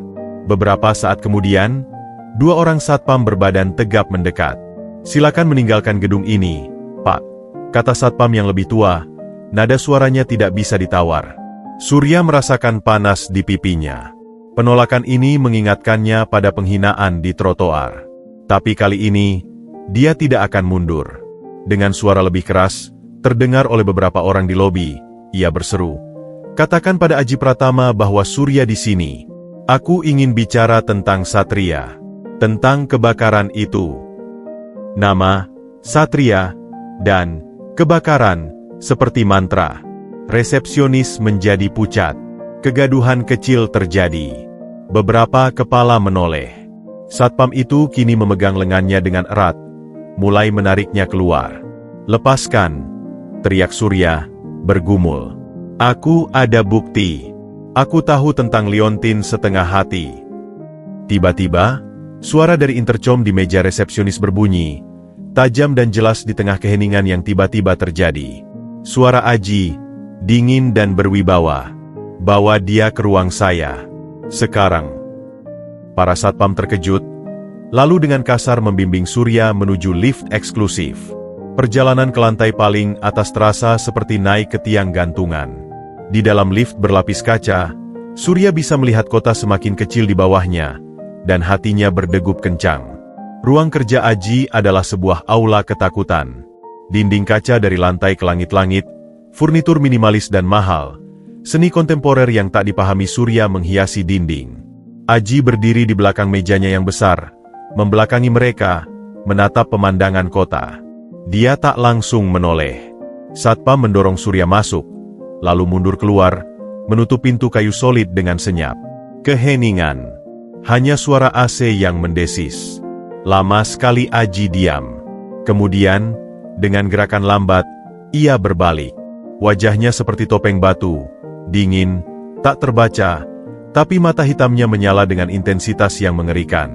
"Apa hubunganmu dengan Satria?" Suaranya datar, namun setiap kata seperti silet. Surya gemetar, tapi ia berusaha menegakkan bahu. Inilah saatnya. Ia mengeluarkan map plastiknya, lalu dengan tangan gemetar, mengeluarkan foto keluarga itu dan meletakkannya di meja kaca yang dingin. Tanpa sepatah kata, ia juga mengeluarkan liontin setengah hati dari balik kemejanya, menggenggamnya erat. Aji melihat foto, lalu mata melotot saat ia melihat liontin di tangan Surya. Wajah batu itu retak, pucat, napasnya terseduh. Dia mendekat, tak percaya. Tangannya terulur seolah ingin menyentuh liontin itu, tapi berhenti di tengah jalan. "Ini, dari mana kau dapat ini?" bisiknya, suaranya bergetar. "Ini milik saya, sejak bayi," jawab Surya, suaranya lebih stabil dari yang ia kira. "Saya ditemukan dengan liontin ini, dibungkus kain batik, di depan panti asuhan kasih bunda, 20 tahun lalu. Persis seminggu setelah kebakaran di rumah keluarga Pratama." Aji terdiam. Matanya tak lepas dari liontin, lalu naik ke wajah Surya. Ia memandanginya, benar-benar memandang, untuk pertama kalinya. Matanya menyapu alis Surya, hidungnya, bentuk bibirnya. Ia melihat dirinya sendiri yang lebih muda, dan wajah ibunya yang tersirat di sana. Tubuhnya berguncang halus. "Tidak mungkin," gumamnya. Dia sudah mati. Jenazahnya tidak pernah ditemukan, kan? Potong Surya. "Karena saya tidak ada di dalam rumah saat itu. Seseorang membawa saya keluar." Aji terhuyung mundur, bersandar di tepi mejanya. Dia mengeluarkan kunci dari sakunya dengan tangan gemetar, membuka laci bawah meja, dan mengeluarkan sebuah kotak kayu kecil. Dari dalamnya, ia mengambil liontin setengah hati yang lain. Identik. Saat didekatkan dengan liontin surya, keduanya cocok sempurna, membentuk satu hati utuh. Suasana ruangan berubah. Keheningan yang tadinya penuh ancaman, kini dipenuhi oleh getaran emosi yang tak terbendung. Satria, bisik Aji, air mata mulai menggenang di matanya yang keras itu. Tapi tiba-tiba, ekspresi itu berubah. Kecurigaan, ketakutan, dan kemarahan kembali muncul, lebih kuat. Ini pasti akal-akalan. Tipu muslihat. Kau cuma pengemis licik yang menemukan liontin ini dan ingin memerasku. Atau kau disuruh musuh bisnisku. Dia menghardik, mendekati Surya dengan langkah mengancam. Siapa yang menyuruhmu? Surya tidak mundur. Tidak ada yang menyuruh saya. Saya mencari kebenaran tentang diri saya sendiri. Saya menemukan Beli Bagus, sopir lama kalian. Dia mengenali liontin ini. Dia bilang saya mirip dengan ibu. Mendengar nama Beli Bagus, Aji seperti tersambar petir. Kau sudah bicara dengan dia? Kau berani menyelidikiku? Amarahnya meledak. Namun di baliknya ada kepanikan yang nyata. Kau pikir dengan membawa-bawa masa lalu dan beberapa barang rongsokan, kau bisa mengklaim dirimu sebagai Satria? Satria sudah mati. Surat kematiannya sudah terbit. Warisan sudah diselesaikan. Warisan, ulang Surya, rasa sakit yang dalam terasa di dadanya. Jadi itu masalahnya? Warisan? Kau lebih memilih untuk percaya adikmu mati demi warisan. Keluar, teriak Aji, tidak lagi bisa mengendalikan diri. Wajahnya merah padam, urat lehernya menegang. Keluar dari sini sebelum ku buat laporan polisi. Kau penipu. Gembel pencuri identitas. Pintu terbuka. 2 satpam masuk, siap siaga. Aji menunjuk ke arah Surya dengan jari gemetar. Buang dia. Dan peringatkan semua satpam, kalau orang ini mendekati gedung ini lagi, tangkap dan serahkan ke polisi.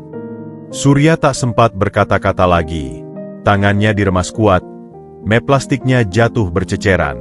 Ia diseret keluar dari ruangan yang megah itu, meninggalkan Aji yang berdiri gemetar di tengah ruangan, memandangi 2 liontin setengah hati yang kini bersatu di atas mejanya, sementara wajah Surya, wajah adiknya, terbakar dalam ingatannya.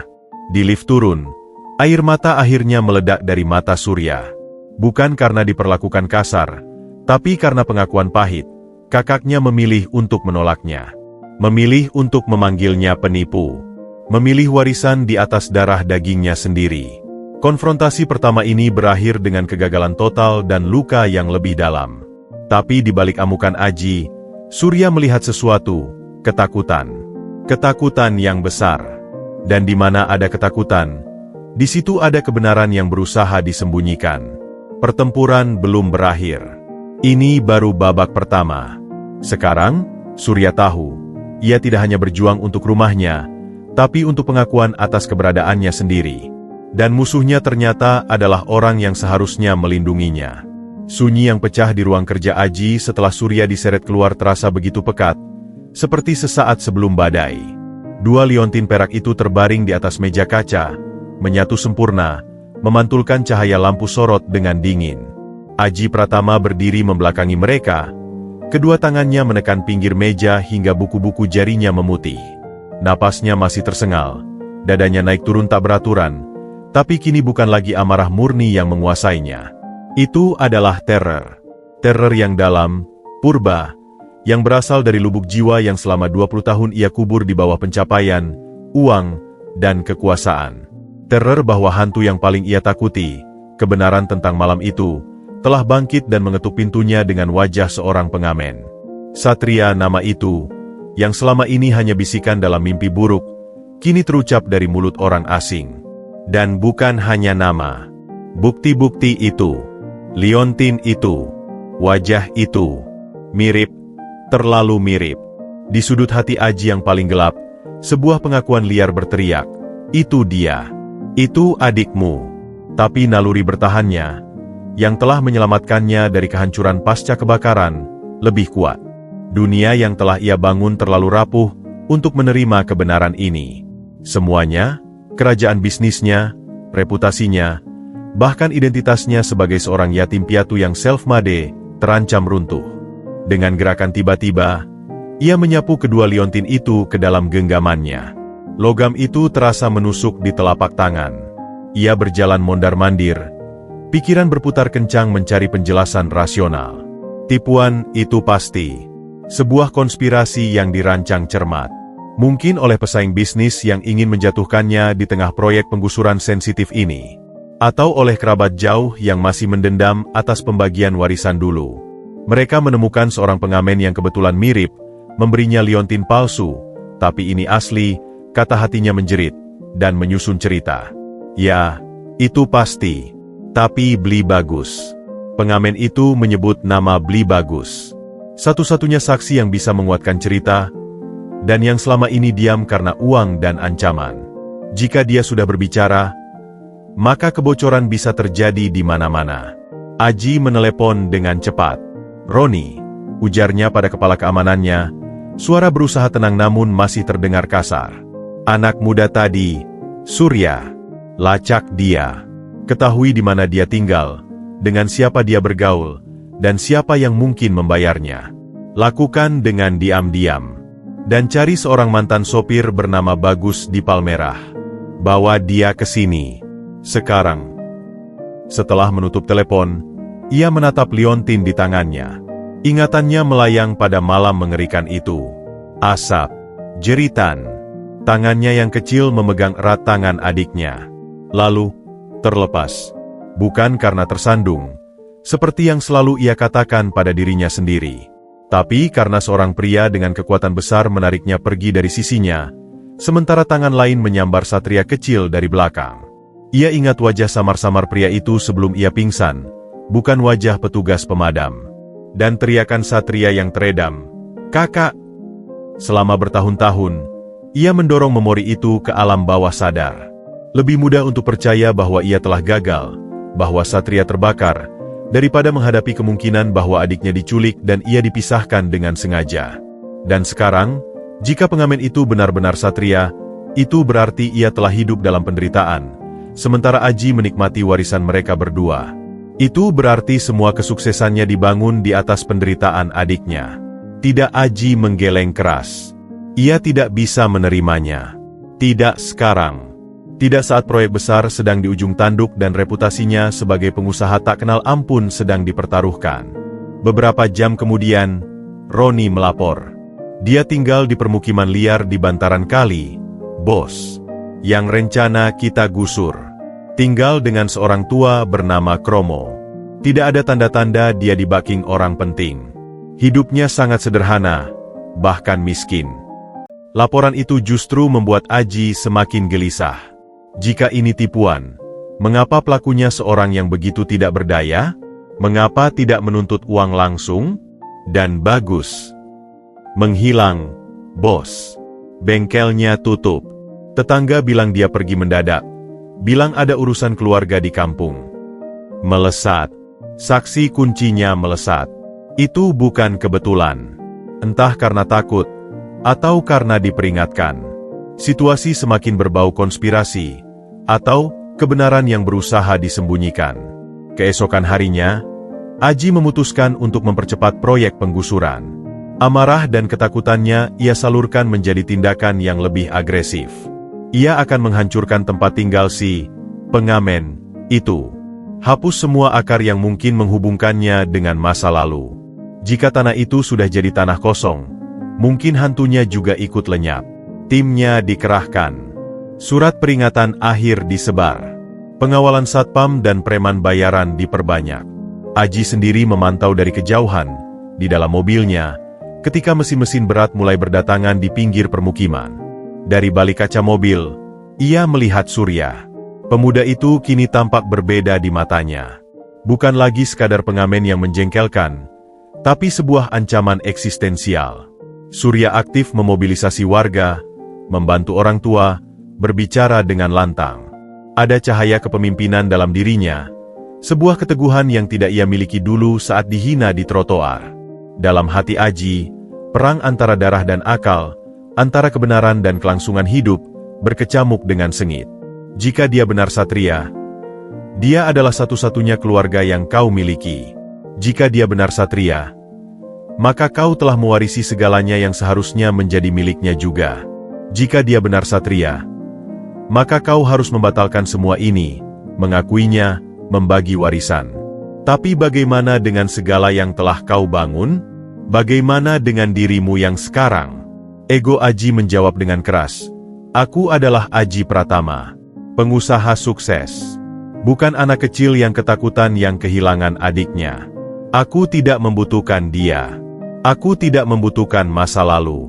Penolakannya kini bukan lagi sekadar keengganan. Itu adalah pertahanan hidup. Ia menolak untuk dihancurkan oleh kebenaran. Lebih baik menghancurkan kebenaran itu terlebih dahulu, bersama dengan permukiman yang menjadi saksi bisu kembalinya, Satria. Namun, setiap kali ia menutup mata, yang ia lihat adalah dua pasang mata. Mata Surya yang terluka namun tegar, dan mata Satria kecil yang penuh kepercayaan. Keduanya mulai menyatu, dan itu adalah siksaan terbesar baginya. Pengakuan diam-diam telah merayap ke dalam hatinya, tetapi penolakan adalah tameng yang ia pilih untuk bertahan. Dan dalam pertempuran batin ini, tindakannya di dunia nyata menjadi semakin kejam, karena setiap buldozer yang bergerak maju adalah upayanya untuk mengubur sekaligus hantu masa lalu dan saudara yang mungkin masih hidup. Suara diesel dari mesin-mesin berat itu menggema seperti guruh di pagi yang kelabu. Dua buldozer kuning besar dan sebuah ekskavator berjajar di ujung jalan sempit, seperti monster logam yang siap melahap. Di belakangnya, truk-truk pengangkut puing dan puluhan orang berseragam. Kaos hitam, campuran satpam resmi dan preman bayaran, membentuk barisan yang mengintimidasi. Permukiman bantaran kali bangkit seperti sarang semut yang terganggu.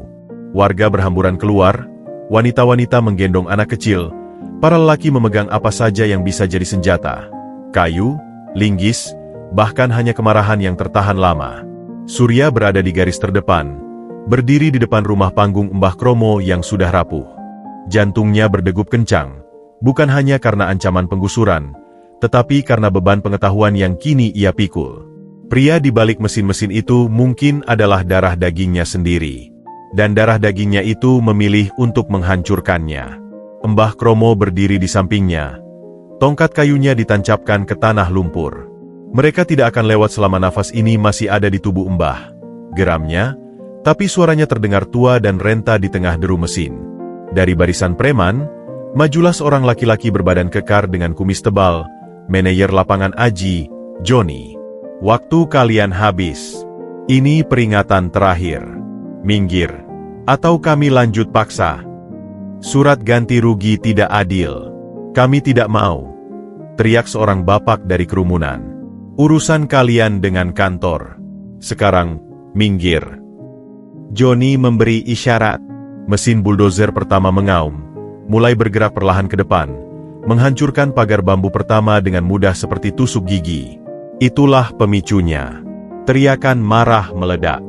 Beberapa pemuda melemparkan batu ke arah buldozer, yang hanya berdentang di logam tanpa efek. Para preman maju dengan pentungan, bentrokan fisik tak terhindarkan. Suara teriakan, tangisan, dan benturan memenuhi udara. Surya berusaha menahan para pemuda yang terlalu emosi. Jangan. Mereka cari alasan untuk semakin brutal. Tapi kekacauan sudah tak terbendung. Dari balik kaca mobil hitam yang diparkir di atas bukit kecil tak jauh, Aji menyaksikan semuanya. Matanya tak lepas dari sosok Surya yang berusaha menjadi penengah. Setiap gestur Surya, cara dia melindungi orang tua, bahkan ada suaranya yang berusaha tenang, semuanya menusuk Aji dengan kenangan yang tak diundang. Satria dulu juga selalu melindungi kucing-kucing liar di kebun. Guncangan di hatinya begitu kuat, hingga tangannya menggenggam setir hingga putih. Tiba-tiba, salah satu preman yang terlalu agresif mendorong seorang ibu tua hingga terjatuh. Surya langsung menerjang, menahan preman itu. Dia ibu-ibu. Kau tidak punya hati. Preman itu, malu karena dicela di depan umum, mengayunkan pentungannya. Surya menghindar. Tapi sasarannya kini adalah Mbah Kromo yang mencoba membantu ibu tadi. Mbah, teriak Surya. Dengan kekuatan tak terduga, Surya mendorong Mbah Kromo sehingga nenek tua itu tersungkur ke samping. Tapi pentungan itu menghantam bahu Surya. Surya terpelanting, jatuh di dekat tumpukan barang-barang Mbah Kromo yang sudah dikemas. Aji di mobilnya hampir-hampir melompat keluar. Sebuah teriakan, "Tidak!" nyaris meledak dari dadanya. Ia melihat Surya kesakitan, memegangi bahunya, tapi masih berusaha bangun untuk melindungi Mbah Kromo. Keberanian dan pengorbanan itu bukan sikap seorang penipu. Itu adalah sikap satria kecil yang dulu berani menghadapi anjing penjaga demi melindungi anak kucing. Kekacauan meningkat. Para preman mulai merusak lebih banyak. Salah satunya, dalam keadaan emosi, mendorong rak kayu tua di teras rumah Mbah Kromo. Rak itu roboh, dan dari dalamnya, berhamburanlah barang-barang lama Mbah Kromo, foto-foto hitam putih, surat-surat usang, dan sebuah album tua yang terbuka. Angin pagi berembus kencang, menerbangkan beberapa lembar kertas dan foto. Seperti diarahkan oleh takdir, selembar foto ukuran postcard yang sudah menguning dan lusuh terbang melayang-layang, berputar-putar di udara, sebelum akhirnya mendarat dengan lembut di atas lumpur, tepat di depan ban mobil Aji.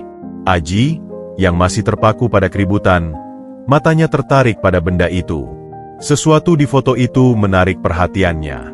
Dengan perasaan campur aduk, ia membuka pintu mobil dan memungut foto itu. Dia membeku. Itu adalah foto keluarga Pratama lengkap di kebun belakang rumah Menteng, yang diambil oleh Mbah Kromo muda saat masih bekerja sebagai tukang kebun. Berbeda dengan foto koran yang resmi dan kaku, foto ini penuh kehidupan. Sang ayah sedang tertawa lebar, ibu tersenyum lembut memegang bayi di pangkuannya, seorang adik perempuan yang meninggal saat masih bayi, Aji remaja dengan bangga memegang pundak adik bungsunya yang duduk di ayunan, Satria.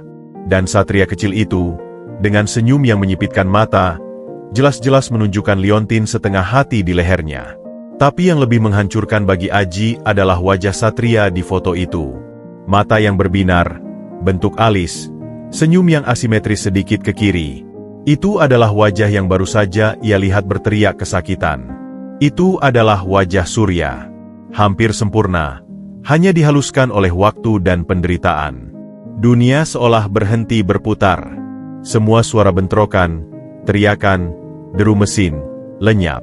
Yang ada hanyalah debar jantungnya sendiri yang menggema di telinga dan kebenaran yang akhirnya menghancurkan tembok penyangganya selama 20 tahun. Tidak mungkin palsu. Tidak mungkin direkayasa. Foto ini adalah kenangan pribadi Mbah Kromo, tercecer secara tidak sengaja di tengah kekacauan yang ia perintahkan sendiri. Ini adalah bukti yang tak terbantahkan.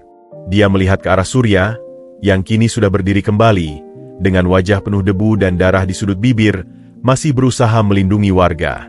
Dia melihat adiknya. Bukan pengamen. Bukan penipu. Bukan gembel. Tapi Satria Pratama, yang telah ia hinakan, ia tolak, dan yang kini hendak ia gusur rumahnya. Rasa bersalah, penyesalan, dan cinta yang terpendam selama 2 dekade menyembur seperti air bah yang jebol bendungannya. Namun, bersamaan dengan itu, datanglah rasa malu dan ketakutan yang lebih besar. Apa yang telah kulakukan? Bos? Telepon dari Joni di lapangan menyadarkannya. Kita lanjut? Beberapa sudah mulai mundur. Aji menatap teleponnya, lalu menatap lagi kerumunan di bawah, ke arah Surya, Satria, yang matanya kebetulan menatap ke arahnya. Jarak sekitar 50 meter. Tapi tatapan itu terasa seperti pisau yang menancap. Dalam tatapan Surya, ia tak lagi melihat tantangan atau kebencian. Ia melihat kekecewaan yang sangat dalam. Kekecewaan seorang adik pada kakak yang telah mengkhianatinya 2 kali. Suara Aji serak ketika ia membalas telepon. Tunggu, hentikan semuanya. Sekarang. Tapi bos. Hentikan, teriaknya, suara parau penuh keputusasaan. Tarik semua mesin. Bawa orang-orang kita pergi. Sekarang. Dia melemparkan teleponnya ke kursi. Tangannya menutupi wajah. Bahunya terguncang. Di tengah medan pertempuran yang tiba-tiba hening karena mesin-mesin berhenti dan para preman bingung mulai mundur, Aji Pratama, sang penguasa yang tak tergoyahkan, menangis di dalam mobilnya, di depan foto yang membuktikan bahwa ia telah melakukan kesalahan terbesar dalam hidupnya kepada orang yang paling harus ia lindungi. Perlawanan warga berhasil. Untuk sementara, karena sebuah kebenaran yang terbang diterpa angin. Namun, duka yang terlanjur mengakar jauh lebih dalam dari lumpur di bantaran kali. Untuk Surya, kemenangan kecil ini terasa pahit. Dia melihat mobil Aji melaju pergi dengan tergesa-gesa, dan ia tahu, pertempuran fisik mungkin berhenti, tapi pertempuran batin baru saja mencapai puncaknya.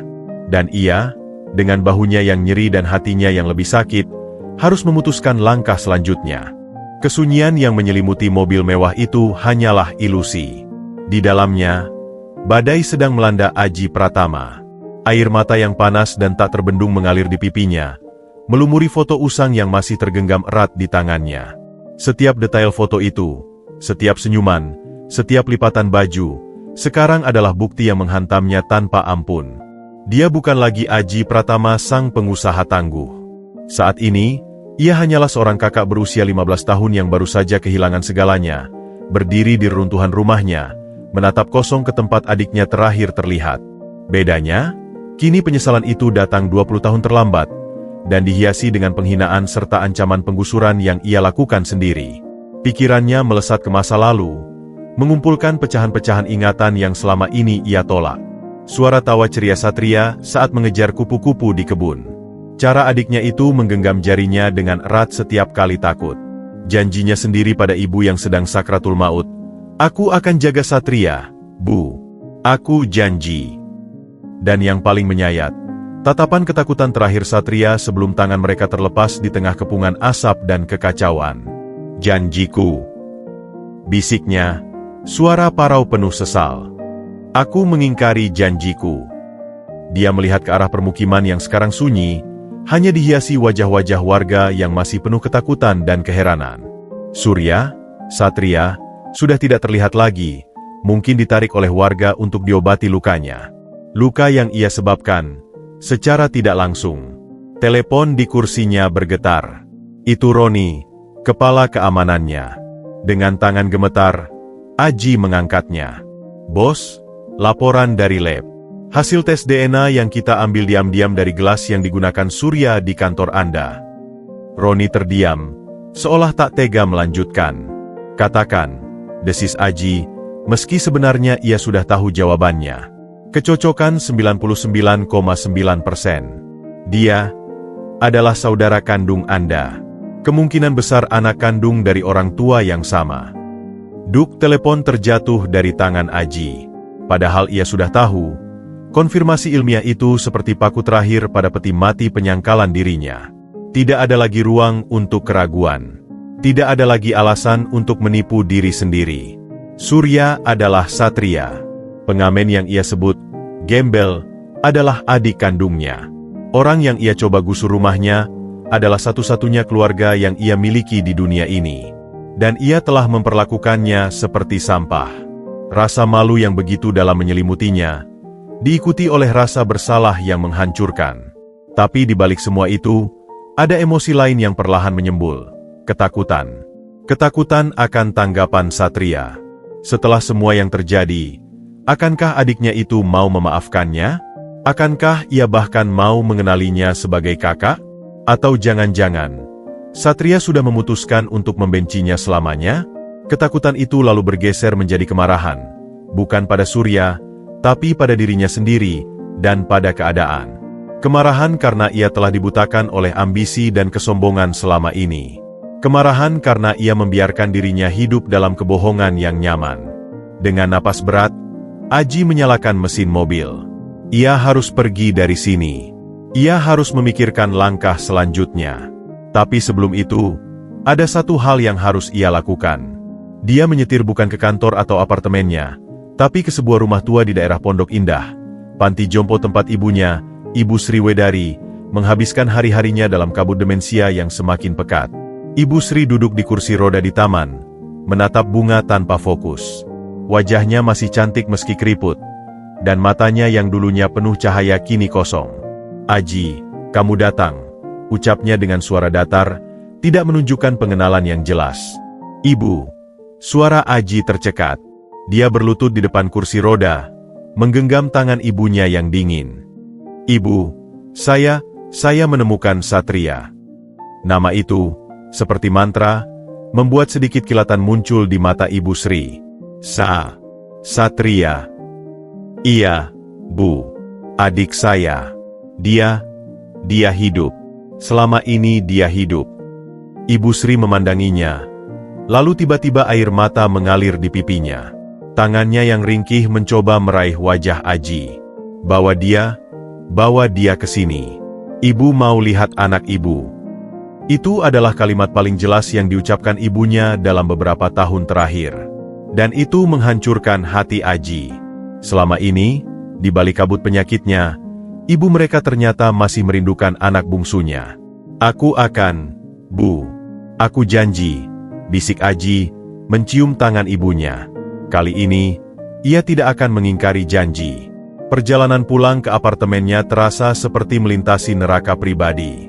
Setiap lampu merah, setiap penjual koran di pinggir jalan, seolah menatapnya dengan tuduhan, "Kau pengkhianat. Kau kakak terburuk." Sesampainya di apartemen, ia langsung menuju ke brankas pribadinya. Dari dalam, ia mengeluarkan bukan hanya liontin setengah hatinya, tetapi juga sebuah surat wasiat lama dari ayah mereka.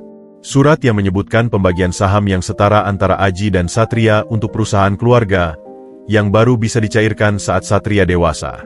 Selama ini, karena Satria dinyatakan meninggal, saham itu secara hukum beralih ke Aji. Itulah fondasi awal kekayaannya. Dia telah menikmati kekayaan yang seharusnya dibagi dengan adiknya. Dan adiknya itu ternyata hidup dalam kemiskinan, mengamen untuk makan. Rasa mual menyerangnya. Ia berlari ke kamar mandi dan muntah. Malam itu adalah malam terpanjang dalam hidup Aji. Dia tidak tidur.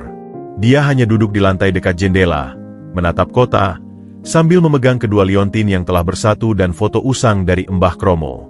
Roda waktu seolah berputar mundur. Ia melihat dirinya kecil, remaja, hingga kini, dan semua yang ia lihat adalah seorang pengecut yang memilih untuk melupakan daripada berjuang mencari kebenaran. Ia juga memikirkan proyek penggusuran. Niatnya untuk melanjutkannya kini lenyap sama sekali. Bagaimana mungkin ia bisa menghancurkan tempat tinggal adiknya? Bagaimana mungkin ia bisa mengusir orang-orang yang telah melindungi Satria ketika ia sendiri gagal melakukannya? Fajar mulai menyingsing ketika keputusannya akhirnya bulat. Ia harus meminta maaf. Bukan dengan kata-kata, tapi dengan tindakan. Ia harus memperbaiki segalanya, sebisa mungkin. Dan yang terpenting, ia harus mendapatkan pengampunan, atau setidaknya, kesempatan untuk mengenal kembali adiknya. Bukti yang tak terbantahkan telah menghancurkan dinding yang ia bangun selama 20 tahun. Sekarang, dari puing-puing keangkuhan dan penyangkalan itu, Aji harus membangun sesuatu yang baru, keberanian untuk menghadapi kebenaran, dan kerendahan hati untuk memohon maaf. Perjalanannya untuk menebus dosa dan merebut kembali ikatan saudara yang hilang baru saja dimulai, dan langkah pertama adalah mencari Surya. Untuk kali ini, bukan sebagai musuh, tetapi sebagai seorang kakak yang akhirnya siap mengakui adiknya. Fajar menyingsing dengan warna jingga pucat, menerangi apartemen Aji yang kini terasa seperti ruang pengadilan bagi dirinya sendiri. Dia belum tidur sama sekali. Matanya merah. Pikirannya masih berputar-putar di antara penyesalan yang dalam dan kebutuhan mendesak untuk bertindak. Foto tua dan liontin yang telah bersatu masih tergeletak di depannya, sebagai pengingat bisu atas segala kesalahannya. Langkah pertama yang ia lakukan bukanlah mencari Surya secara langsung. Insting bisnisnya yang terlatih memberitahunya bahwa dia harus membersihkan jalan terlebih dahulu, menghilangkan segala ancaman yang masih mengintai. Dia harus memastikan bahwa ketika dia akhirnya mendekati adiknya, tidak ada lagi bahaya yang berasal dari dirinya sendiri. Pertama, dia menelepon ke kantornya, memanggil semua kepala departemen untuk rapat darurat jam 7 pagi. Suaranya di telepon datar namun penuh wibawa, menyembunyikan gejolak yang mengamuk di dalamnya. Di ruang rapat yang biasanya dipenuhi aura kekuasaan, pagi itu terasa berbeda. Aji duduk di kepala meja, wajahnya pucat dan lesu, namun matanya memancarkan intensitas baru, bukan ambisi, melainkan sebuah tekad yang lebih dalam, lebih personal. Proyek penggusuran di bantaran Kali Selatan. Mulainya, suaranya tegas memotong keheningan. Dibatalkan. Semua proses dihentikan mulai saat ini. Keheningan pecah oleh desahan dan bisikan ketidakpercayaan. Manajer proyek, Joni, nyaris tercekik. Dibatalkan. Pak? Tapi izin sudah, kontrak dengan kontraktor, dana yang sudah dikeluarkan. Alihkan, potong Aji. Suaranya meninggi untuk pertama kalinya di ruangan itu. Alihkan dana dan sumber daya ke proyek lain. Atau buat program renovasi dan pembangunan ulang di tempat untuk warga di sana. Dengan standar layak, bukan gusur. Mereka boleh tetap tinggal. Tetap tinggal? Tapi nilai tanah itu. Apa nilai tanah dibanding nilai kemanusiaan? Johnny? Tanya Aji, menatapnya langsung. Tatapannya membuat Johnny terdiam. Seluruh ruangan tertegun. Ini bukan bos yang mereka kenal. Siapkan proposal untuk pembangunan rumah susun sederhana yang layak di lahan itu, dengan melibatkan warga sebagai pemilik. Kita akan temukan cara. Kedua, dia memanggil kepala divisi hukum. Tarik semua gugatan dan ancaman hukum terhadap warga permukiman itu. Semua. Dan siapkan dokumen untuk menyerahkan hak pengelolaan sebagian aset perusahaan. Tepatnya, 35% saham Pratama Group ke atas nama Surya. Kali ini, keheningan itu nyata. Semua yang hadir membeku. 35% saham? Itu adalah kekayaan yang tak terbayangkan. Ini keputusan yang sangat besar, Pak Aji. Atas dasar apa? Tanya kepala hukum, wajahnya pucat. Atas dasar keadilan, jawab Aji sederhana. Dan itu final. Kerjakan. Rapat berakhir dengan gempar. Para eksekutif keluar dengan wajah bingung dan cemas, membicarakan perubahan drastis bos mereka. Aji tidak peduli. Reputasi bisnisnya, image-nya sebagai pengusaha tajam, semuanya kini tidak ada artinya. Langkah selanjutnya lebih personal. Dia menyetir sendiri ke Palmerah, bertekad menemui Bli Bagus. Setelah bertanya-tanya, dia akhirnya menemukan bengkel yang sudah tutup, tetapi seorang tetangga memberitahu bahwa Bli Bagus sebenarnya bersembunyi di rumah saudaranya di daerah Depok karena ketakutan. Aji mengejarnya. Di sebuah rumah sederhana di Depok, Bli Bagus hampir pingsan melihat mantan majikan mudanya berdiri di depan pintu. "Bli," kata Aji, suaranya rendah dan, untuk pertama kalinya, tidak angkuh. "Saya datang untuk meminta maaf. Dan untuk berterima kasih karena telah menjaga rahasia itu selama ini, meskipun saya tidak pantas." Bli Bagus masih ketakutan, membiarkannya masuk. Aji duduk di kursi plastik sederhana, sejajar dengan mantan sopirnya, sebuah tindakan yang tak pernah terbayangkan sebelumnya. "Saya tahu Anda takut, tapi Anda tidak perlu takut lagi. Saya tidak akan menyakiti Anda. Justru, saya ingin membalas jasa Anda." Aji mengeluarkan sebuah amplop. "Ini untuk Anda. Bukan untuk membungkam, tapi sebagai rasa terima kasih karena telah memberitahu Surya Satria tentang liontin itu. Anda membantunya menemukan jejaknya." Bli Bagus membuka amplop itu, matanya melotak melihat isinya, sejumlah uang yang bisa mengubah hidup keluarganya, dan surat perjanjian bahwa anaknya akan mendapat beasiswa penuh hingga kuliah. "Dan saya butuh bantuan Anda, Bli," lanjut Aji. "Saya ingin Anda bicara, sekarang, kepada saya. Ceritakan semua yang Anda lihat malam itu. Saya perlu tahu kebenaran, seburuk apapun." Dengan hati berdebar dan air mata di mata, Bli Bagus akhirnya bercerita. Ceritanya lebih detail dari yang diberitahukan pada Surya. Dia melihat seorang pria tak dikenal membawa satria kecil yang terlihat mengantuk, bukan terjaga, keluar dari samping rumah, beberapa menit sebelum api besar. Dia juga mendengar teriakan Aji kecil, lalu melihat paman dari pihak ibu, seorang yang dikenal ambisius dan cemburu pada ayah mereka, berbisik sesuatu pada pria tak dikenal itu sebelum mobil menghilang. "Selama ini saya pikir keluarga sendiri yang merencanakan, agar warisan tidak terbagi," bisik Bli Bagus akhirnya, menangis. "Tapi saya takut, Mas Aji. Saya hanya sopir." Aji mendengarkan, wajahnya semakin pucat. Jadi, ada kemungkinan Satria diculik oleh keluarga sendiri. Dan selama ini, karena Satria dianggap mati, warisan mengalir lancar. Dia merasa mual lagi. Apakah ayahnya tahu? Apakah ibunya mencurigai sesuatu? Itu akan menjadi penyelidikan lain yang harus ia lakukan. Tapi untuk sekarang, fokusnya adalah Satria yang hidup. Setelah meninggalkan Beli Bagus dengan permintaan maaf sekali lagi dan janji untuk melindunginya, Aji pergi ke tempat yang paling sulit, permukiman bantaran kali. Hari sudah sore. Suasana di sana masih tegang, penuh dengan tanda-tanda bentrokan kemarin. Beberapa warga mengenalinya dan menunjukkan sikap permusuhan. "Dia lagi, si penggusur!" teriak seseorang. Aji tidak membalas. Dia berjalan dengan kepala tertunduk, tangan kosong kecuali sebuah map kulit. Dia mencari Mbah Kromo. Ditemukanlah lelaki tua itu sedang duduk di terasnya, memperbaiki sebuah kursi bambu yang rusak. Tatapannya tajam dan penuh kecurigaan saat Aji mendekat. "Mbah Kromo," Aji memulai, suaranya hormat. "Saya datang untuk meminta maaf atas semua yang terjadi. Atas penghinaan saya pada cucu Anda, Surya. Atas ancaman pada tempat tinggal Anda." Mbah Kromo diam, mengamatinya seperti mengamati serangga aneh. "Saya juga datang untuk mengembalikan ini." Aji mengeluarkan foto tua yang terbang kemarin. "Terima kasih telah menyimpan kenangan keluarga saya." Mbah Kromo mengambil foto itu, matanya berkaca-kaca. "Dia, Surya, itu cucu Mbah sekarang. Mbah yang jaga saat dia tidak punya siapa-siapa. Saya tahu, dan saya akan selamanya berhutang budi pada Mbah," kata Aji, suaranya tulus. Saya mau bertemu Surya. Tapi saya tahu dia mungkin tidak mau melihat saya. Bisakah Mbah menyampaikan pesan? Katakan padanya bahwa kakaknya datang, dan kakaknya menyesal lebih dari apapun di dunia ini." Mbah Kromo memandanginya lama.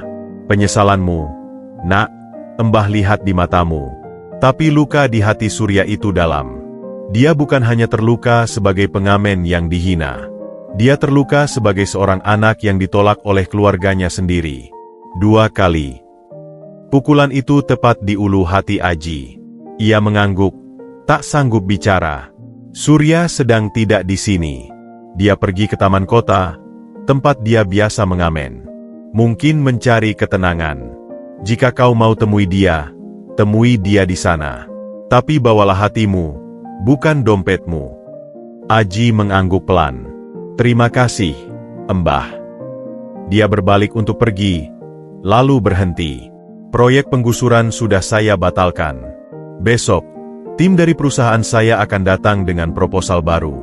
Untuk membangun, bukan menggusur. Mohon beri mereka kesempatan." Mbah Kromo hanya mengangguk, masih belum sepenuhnya percaya. Perjalanan Aji ke taman kota itu seperti perjalanan seorang pesakitan menuju tempat hukuman. Setiap langkahnya berat, dihantui oleh bayangan tatapan penuh luka Surya. Dia siap untuk ditolak, dimarahi, bahkan diludahi. Itu pantas untuknya.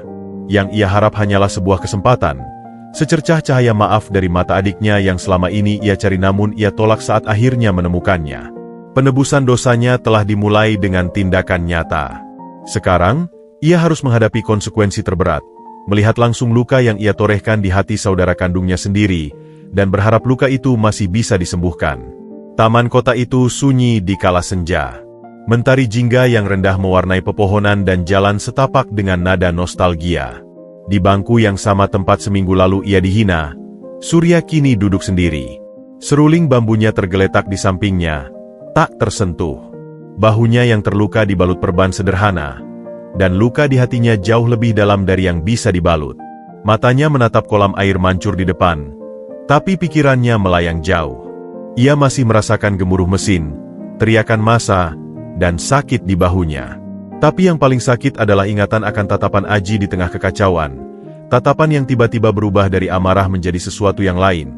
Syok, pengakuan, dan duka? Mungkinkah? Sejak kemarin, Mbah Kromo sudah menyampaikan pesan Aji. Dia minta maaf, Nak. Dia bilang dia kakakmu. Kata-kata itu seperti api yang membakar sekaligus membekukan jiwanya. Ia ingin percaya, tapi ketakutan akan penolakan kedua masih membayangi. Tiba-tiba, ia merasakan kehadiran seseorang. Perlahan, ia menoleh. Di sana, sekitar 10 langkah darinya, berdiri Aji Pratama. Tapi ini bukan Aji yang ia kenal. Jas mahal itu hilang, Diganti kemeja putih sederhana dan celana chino yang biasa saja. Rambutnya berantakan, wajahnya pucat dan lelah, garis-garis penderitaan terukir jelas di sekitar matanya yang merah. Di tangannya, ia membawa sebuah kotak kayu kecil. Dia tampak seperti orang yang hancur. Dan yang paling mencolok, kerendahan hati yang tulus menggantikan kesombongan. Mereka saling memandang dalam keheningan yang panjang. Suara kicau burung dan gemericik air mancur mengisi ruang di antara mereka. Aji tidak langsung mendekat. Ia berdiri di sana, seperti menunggu izin. Akhirnya, dengan langkah perlahan dan tak pasti, ia maju. Saat jarak mereka tinggal 3 langkah, ia berhenti. Matanya tak lepas dari wajah Surya, memandangi setiap detail dengan rasa sakit dan kagum yang luar biasa. "Surya," ucapnya, suaranya serak, hampir tak terdengar. Lalu, lebih pelan lagi, "Satria." Nama itu, diucapkan dengan penuh rasa dan penyesalan, menusuk langsung ke jantung Surya. Air matanya, yang selama ini ia tahan, akhirnya membasahi pipinya. Aji melihat air mata itu, dan wajahnya seperti remuk. Tanpa kata, ia perlahan berlutut di atas hamparan rumput di depan bangku Surya. Bukan untuk pamer atau dramatisasi, tapi karena kakinya tak sanggup lagi menahan beban tubuh dan rasa bersalahnya. Ia menempatkan kotak kayu itu di atas bangku, di samping Surya. "Aku tidak berhak berdiri di hadapanmu," bisik Aji, kepalanya tertunduk. "Aku bahkan tidak berhak memandang wajahmu. Tapi, aku harus datang." Surya diam, hanya menatapnya, membiarkan air matanya mengalir. "Seminggu yang lalu, di tempat ini, aku melemparkan uang ke genangan kotor dan memanggilmu, gembel." Aji mulai, suaranya bergetar. "Hari itu, aku kehilangan segalanya dalam bisnis, dan aku melampiaskannya padamu. Itu salahku yang pertama, dan yang termudah untuk diakui." Dia menarik napas dalam, berusaha mengumpulkan keberanian. "Kesalahanku yang kedua lebih besar, dan berlangsung selama 20 tahun. Aku melepaskan tanganmu di tengah kebakaran itu. Aku berjanji pada ibu akan menjagamu, dan aku gagal." Suaranya tersendat. "Aku membiarkan diriku percaya bahwa kamu sudah mati, karena lebih mudah daripada menghadapi kenyataan bahwa aku kehilanganmu. Aku mengubur kenangan tentangmu di bawah ambisi dan kesombongan." Aji membuka kotak kayu itu. Di dalamnya, terbaring 2 liontin setengah hati yang telah menyatu, dan foto lama keluarga mereka. "Kesalahanku yang ketiga, dan yang paling tak termaafkan," lanjutnya, air mata kini juga mengalir deras di pipinya, "adalah ketika kamu datang padaku dengan kebenaran, dengan liontin ini, dengan segala bukti, aku menolakmu. Aku memanggilmu penipu. Aku mengusirmu. Karena aku takut. Takut kebenaran akan menghancurkan dunia palsu yang kubangun. Takut aku harus menghadapi betapa hina dan bersalahnya diriku." Dia mengangkat wajahnya, menatap Surya dengan mata yang penuh penyesalan total. "Aku lebih memilih untuk tetap menjadi Aji Pratama yang kaya dan kuat, daripada menjadi kakak yang mencari adiknya yang hilang. Untuk itu, aku tidak meminta maaf. Karena kata maaf terlalu kecil, terlalu hampa untuk semua yang telah kulakukan padamu." Surya masih terdiam, tapi tangannya yang di pangkuannya menggenggam erat. "Aku membatalkan proyek penggusuran," lanjut Aji, mencoba menunjukkan penebusan nyata. "Aku akan membangun rumah yang layak untuk Mbah Kromo dan warga di sana. Aku sudah menyiapkan dokumen untuk mengembalikan 35% saham perusahaan padamu, warisanmu dari ayah. Aku menemui Beli Bagus, dan aku akan menyelidiki sampai tuntas apa yang sebenarnya terjadi malam itu. Aku akan lakukan segalanya untuk memperbaiki ini." Dia menjangkau, tapi tidak menyentuh Surya. Tangannya terulur setengah jalan, lalu jatuh. "Tapi aku tahu, semua itu tidak akan menghapus luka.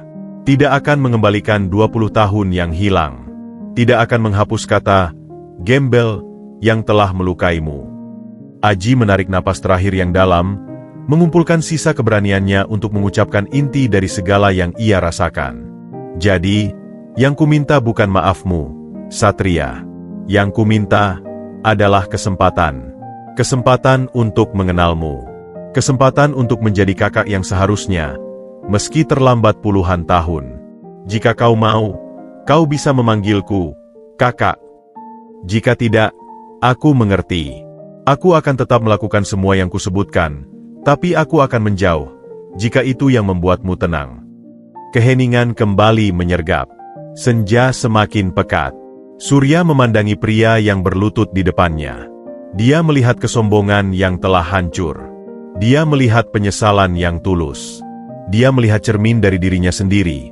Dalam mata Aji, ia melihat ciri-ciri wajah mereka yang sama. Lama sekali ia tidak berkata-kata. Lalu, perlahan, ia mengambil liontin yang telah bersatu dari kotak itu. Ia merasakan beratnya, bukan secara fisik, tetapi secara sejarah. Ini adalah penghubung antara dua kehidupan yang terpisah. 20 tahun, ucap Surya akhirnya, suaranya parau. Saya selalu bertanya-tanya, siapa saya? Mengapa saya ditinggalkan? Setiap malam, saya memegang liontin ini dan berharap ada jawaban.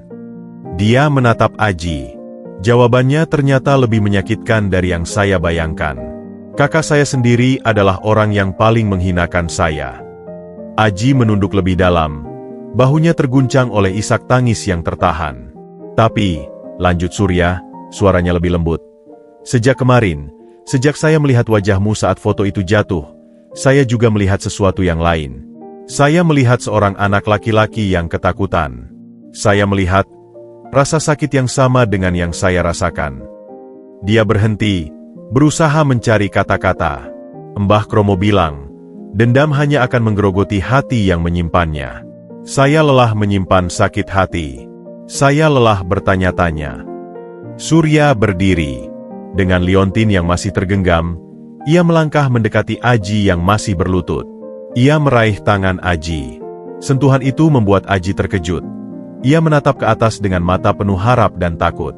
Saya tidak bisa memaafkan segalanya sekarang, kata Surya, jujur. Luka itu masih terlalu baru. Tapi, saya ingin mencoba. Saya ingin mengenal kakak saya. Bukan Aji Pratama pengusaha.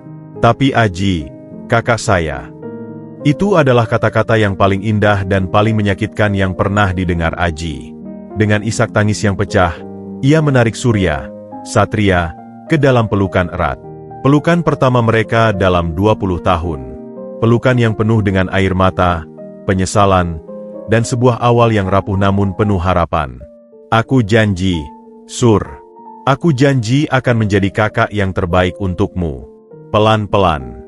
Kita akan pelan-pelan, bisik Aji di bahu adiknya. Surya membiarkan dirinya dipeluk. Di pelukan itu, ia merasakan sebuah kehangatan yang asing namun ia rindukan sejak kecil. Sebuah rasa memiliki. Di kejauhan, matahari hampir tenggelam sepenuhnya, meninggalkan langit berwarna ungu dan jingga. Di taman kota tempat penghinaan terjadi, kini tumbuh sebuah rekonsiliasi. Mereka duduk kembali di bangku, berdampingan. Aji bercerita tentang kenangan-kenangan kecil Satria yang lucu. Surya bercerita tentang hidupnya di panti dan sebagai pengamen. Percakapan mereka terputus-putus oleh air mata dan tawa kecil. Dunia di luar seolah berhenti. Akhirnya, Surya mengambil serulingnya. Kakak, ucapnya, kata itu masih terasa asing di lidahnya, tapi juga terasa benar. Maukah kau mendengarkan lagu? Lagu yang selalu saya mainkan saat rindu pada keluarga yang tak saya kenal. Aji mengangguk. Matanya berkaca-kaca. Surya menempatkan seruling di bibirnya. Kali ini, melodi yang keluar bukanlah kesedihan murni. Ada kesedihan, ya. Tapi ada juga harapan. Ada kerinduan yang akhirnya menemukan jawaban. Ada pengampunan yang mulai tumbuh. Not-notnya mengalun di udara senja, menyelimuti dua saudara yang akhirnya menemukan satu sama lain di tengah puing-puing masa lalu mereka. Dan di langit, bintang pertama mulai berkedip, seolah memberi restu atas reuni yang terlambat namun penuh makna ini. Perjalanan panjang mereka untuk menyembuhkan luka dan membangun kembali ikatan yang hilang baru saja dimulai. Tetapi langkah pertama, yang paling sulit, telah mereka ambil bersama-sama.